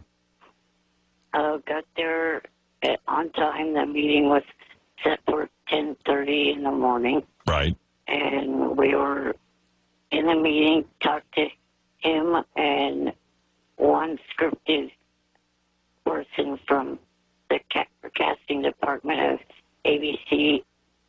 And, how long did the meeting go? Oh, probably I think under an hour. So there was no lunch involved afterwards or anything like that? No. No tour? And were any of your representatives there? Were that guy who wheels you and stuff, was he in the room? Yes, he was there, plus Johnny and Heather Carrington. Who's Heather Carrington? She is an associate of Johnny's, who is like my acting representative. Oh. She's your agent. Yeah, pretty much. So it was you, Johnny. Oh, my God. They should have taped this whole thing. Yeah, it sounds like a big summit. Look, Mills, you fuck. My father stole a fucking space shuttle, all right? This kid gets a part. Fucker. Yeah, Mills. Yeah, Mills. Don't dick us around. We came all the way out here to make sure that this little fuck gets his own job here. I got a piece of this fuck. You understand? So, Eric, so Robert Mills, is he? I've never met him personally, face to face. We only correspond. Right. Handsome man, good-looking executive. I mean, I guess. I'm a guy. Oh, you fag! No, I mean, is he well put together? Did you walk in with a big, powerful suit on, or what's his deal? Yeah, I mean, he had a sport coat on and, And jeans? And what? Were you in a big conference room? Yeah, it was a good-sized conference room that we were in. Wow. So he reserved the conference room for you. Oh. And like most Hollywood executives, does he wear a jacket, a sports jacket with jeans? That's their uniform. Yeah. Yeah, I'd say that's more than likely what he was wearing. He had a sports jacket with like a black T-shirt with a logo on the front of the T-shirt. Does he have hair or is he bald? No, he had hair. He had hair. I pictured him with hair. Fuck you and your hair and your sport jacket and logo. Fuck you.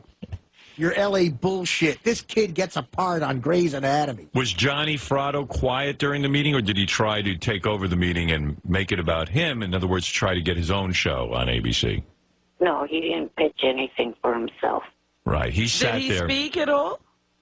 He did some, but I did most of the talking. Good idea. No. I'll put Robin Cass out on the street, you understand? How much you want to bet Johnny ends up on Big Brother? I hope so. I just have the feeling. I'm out of the house. What's up? I think I feel sorry for Eric sometimes. You know how, he probably has to go to the store and shop, like, in the little boys department and everything? Right, sure. So I get an email. I just opened it up, and it said, hey, Eric was driving all over Beverly Hills yesterday in his Escalade, his new Escalade. In fact, TMZ even, reported on it. Right. So I opened up the pictures. He's in like a child's car. Let me see. Oh, no. Oh, wow. Where'd you get that, Eric? It's like a kiddie car. He got Rocco's Old School on the car. But he drove that all over town. But he's like driving on the sidewalk. Beverly Hills Midget. One of the things was the company, Rocco's Old Tattoo Bomb, promised me that I would get a Cadillac Escalade. I thought it was going to be a full-size Cadillac Escalade, and it turned out to be this little car. There's Eric and his Escalade. Oh, my goodness, that's funny. That would have been great if you were at a Cadillac golf tournament to drive from hole to hole. Really? You know what's amazing about Eric's personality is, here's a guy who is incredibly, unlucky in life in the sense of how he was born. He's got all these incredible, disabilities. And Gary says, sometimes I think I feel sorry for Eric. That's the kind of emotion that Eric evokes. Right. I always feel sorry for Eric. I know you managed to see that no matter what he's saying to you, no matter how ungrateful he's being. I see the beauty in Eric, where others can't. Listen, there are a lot of lazy fucks out there, completely healthy, who don't have half the life he has. Oh, yeah. He's made some. If someone can someone call Johnny Sr. because he's trying to call me. Maybe he wants to get on air to say something. I got shit to fucking talk about. This deal's going down. Well, Eric, I got to go anyway, so... Yeah, Eric, go fuck yourself. All right, take care, Eric, and congratulations on your big meeting, and I hope something comes of it. Let's hope that something good happens. Yeah, I hope you completely betray the show again for helping you. Thank you. Yeah, because if Eric becomes a big star, he's going to forget us completely. Who? Howard who? He will have done this all himself, and it'll be Howard who. My pleasure. I hope Eric becomes a big star. Howard who. I want to thank, for this Academy Award, Johnny Fratto, Heather Carrington, Rocco's Old School Bomb, and that's it. Eric, is that true? You're going to forget me if you get let's say, the big time job, you get your own series. Golden Globe Award. Right. Yeah, Artie, you know a thing or two about bombs. You did Beer League. This kid's funny. I want to thank everyone at Robert Mills Company. Eric, is that true? My agent Heather. Are you going to forget about me? I don't know. I probably won't. I don't know. Probably won't. I don't know. That means you're history, Howard. He doesn't remember you now. You mean you wouldn't mention me? Let's say you win the Academy Award.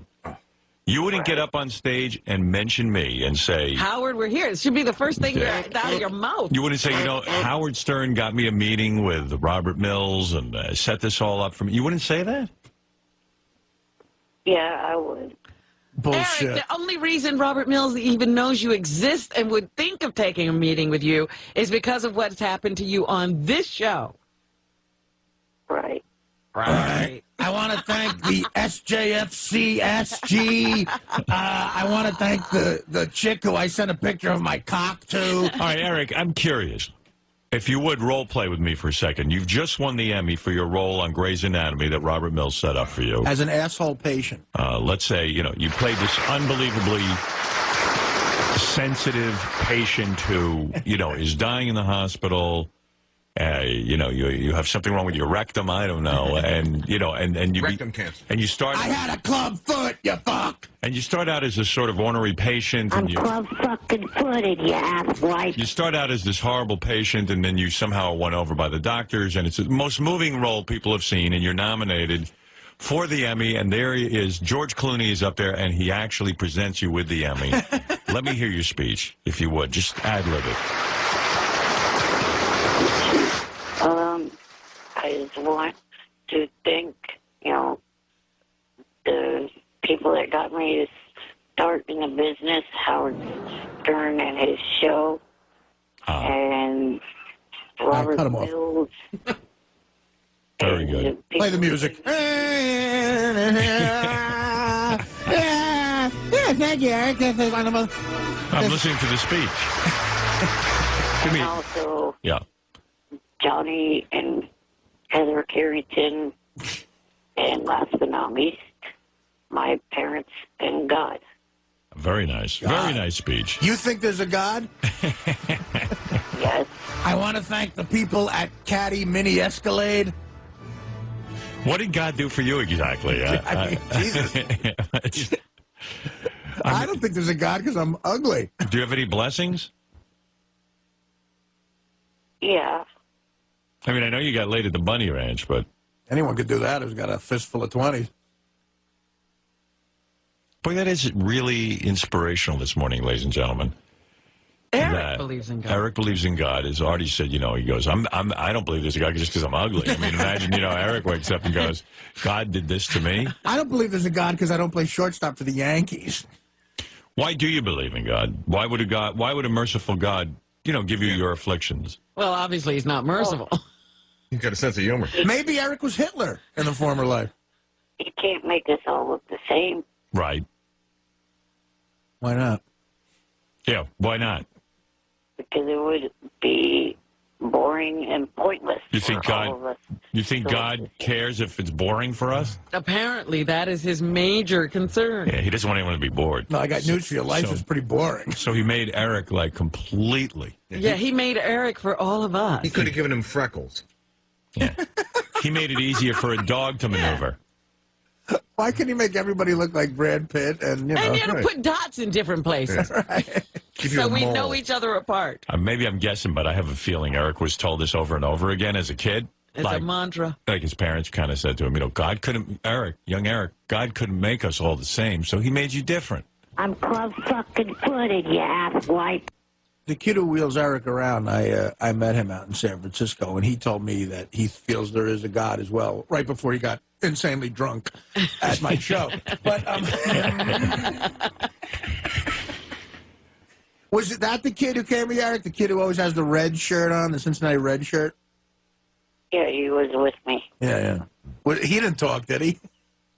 Did he talk in the meeting? That'd be funny. He never speaks. Wouldn't it be funny if everybody got on a reality show but Eric? Like everyone in that meeting? Heather, Johnny Fratto, the It kid was in a the casting call for everyone but Eric. the kid in the red shirt. That's his uniform. He's Yeah. got a red shirt on. Like he becomes a huge superstar on Big Brother because he's the kid in the red shirt. I believe in God. That'd be horrible, right, Eric? If they all ended up with shows and you didn't get one? Yeah, that wouldn't be very good. No. Yeah, but you'd still rule the JFFN FXC. All right, Eric. JFSC. JFSC. All right, Eric, congratulations on your meeting with Robert Mills, a big... Eric the Black Actor. Right, I know you are. Did he call you Eric the Midget or Eric the Actor? Eric the Actor. Eric the Black Actor. He went to the trouble of saying the whole thing. Hello, Eric the Actor. Pleasure to meet you. Eric the Black Actor. My favorite thing you've said that you call yourself is Eric the shithead. Eric the dick wipe. Eric the ass wipe. Eric the fuck nut. Eric the asshole. Eric the butt fucker. All right, Eric. What a great name for a reality show, Eric the butt fucker. All right. Eric, thank you, and congratulations on your meeting, and I hope something does come of it, okay? Okay, I think Johnny may be calling in. All right. Thank you, Eric. We don't care. Bye, Eric. Eric the gay midget. Thanks, Eric. Okay. Yeah, Eric. Bye for now. There he goes. Go fuck yourself. Well, I'm glad he made it to the meeting and didn't leave it up to the Idol finals. Hey, Howard, how you doing? All right, so you went down to the meeting with Eric the Midget? I was at the meeting with Eric the Midget. Any interesting stories? Oh, he was interesting the whole time. Well, first of all, you heard, well, we had to get him down here, didn't you? About the dog? Did you hear about the dog? No. This fucking guy, the day before, goes to the ASCPA and gets a 75-pound boxer. Eric? Eric does. No. He got himself a dog? Not a dog, 75 pounds. I told him that'd be like me getting a 900-pound, dog. Right. How could he take care of a dog? How's he going to take care of a 75-pound dog? That would be like me getting a 2,000-pound. It's a 3-year-old dog. It's coughing real bad. It's got the, like whooping cough or something. They couldn't wait to get rid of that one. Anyway, I yelled at him and I made him take the fucking dog back. And then I promised him a Cadillac Escalade if he would get here on time. Right. And he did get here on time, and I came through with my promise, and I did get him a Cadillac. Yeah, we saw it. An $80 Cadillac Escalade. And when you were in the meeting with Robert Mills, according to Robert Mills, Eric kind of clammed up when he was meeting with the head of reality TV. Like, he didn't really show off his personality. He wasn't too bad. He wouldn't open up like he does with you. Right. He wouldn't open up that way. I mean, he got a little nervous like that. Right. But I mean, I actually thought he did pretty. He said a couple of things that were. I was really shocked. A couple of brilliant things. Really? Like the lady asked him what ABC shows do you think you fit in, and he said The Practice, Grey's Anatomy, and everybody got. Yeah, because he could play a medical experiment. Well, basically, he said I've been a patient more than everybody in the whole room. Yeah. Well, good. I'm glad you went with him. My theory is that Johnny, you're going to get a reality show out of this. Like everybody else with him. Yeah, like everyone in the room there is going to get it. Yeah, Heather. The guy in the red shirt. All of them are going to have reality shows except for Eric. All right. Hey, but Howard, let me tell you, we filmed him driving that little Escalade around Beverly Hills. Yeah. And I want to give it to On Demand, so they got to tell me how to get it to him. Oh, hold on. I'm going to give you the information. Thanks, Johnny. Yeah. You guys are going to go nuts when you see this because he has a couple of bad experiences with it. Oh dear. Oh, I got to see that. He knew how to drive it though, right? Howard, it was unbelievable. He drove it like you would drive a fucking car. Oh. I mean, he looked like a guy driving a fucking car, only he was driving on the sidewalk. I put him in the street a little bit and not hit him. I love We had to take him with, but he actually was in the street for a while. But he did all the destinations, like from Pretty Woman. He did he drove it, I don't know how many miles. But he drove up, you know that little thing, that little ramp where Via Rodeo is, where it's like a cobblestone street that goes up and then you have to walk down the stairs to the fountain? Yeah, I know what you're talking about. And Yeah. we caught him right on that fucking edge. He would have went right over that edge. I could just see it. And then we turned him around, and he was going back down, and he got cocky. He started going fast, and the thing started to go out of control. Oh, jeez. So it's doing donuts going down the hill. You know, he's flipping out. I mean, this tape is fantastic. All right, we're going to put it on Howard TV. Just send it to... let me put you on hold, and I'll get Doug Goodstein on it. Yeah. Hold on, Johnny. That's Johnny Fratto, who was there with Eric in Los Angeles. I love how you just like negative stuff. He had a couple of bad experiences. That was great. I put him out in the fucking street. No one hit him, unfortunately. But this little fucker almost died. They put Eric in one of those little toy cars you buy for kids. Right. It looks like a real car. I mean, it's miniature. Johnny promised Eric a Cadillac Escalade, and that was it. It was a Cadillac Escalade, one of those little kids' cars, and Eric drove it around. Whole body sticking out the top. Yeah. That's great. All right, listen, I got to take a break. It's been an hour. We'll be back right after these words. Eric the Midget says goodbye to the Howard Stern Show. You know, I've put up with almost 4 years of crap from you guys. I'm done. I know I've said that in the past, but this is absolutely the last straw. You know, usually I'm a person of my word, and when I've said this in the past, I have not stuck to my word, but this, I am sticking to my word. I am done with the show. Not going to call in anymore. Not going to leave any more messages for you or for anyone. All right? So, talk to her. Bye.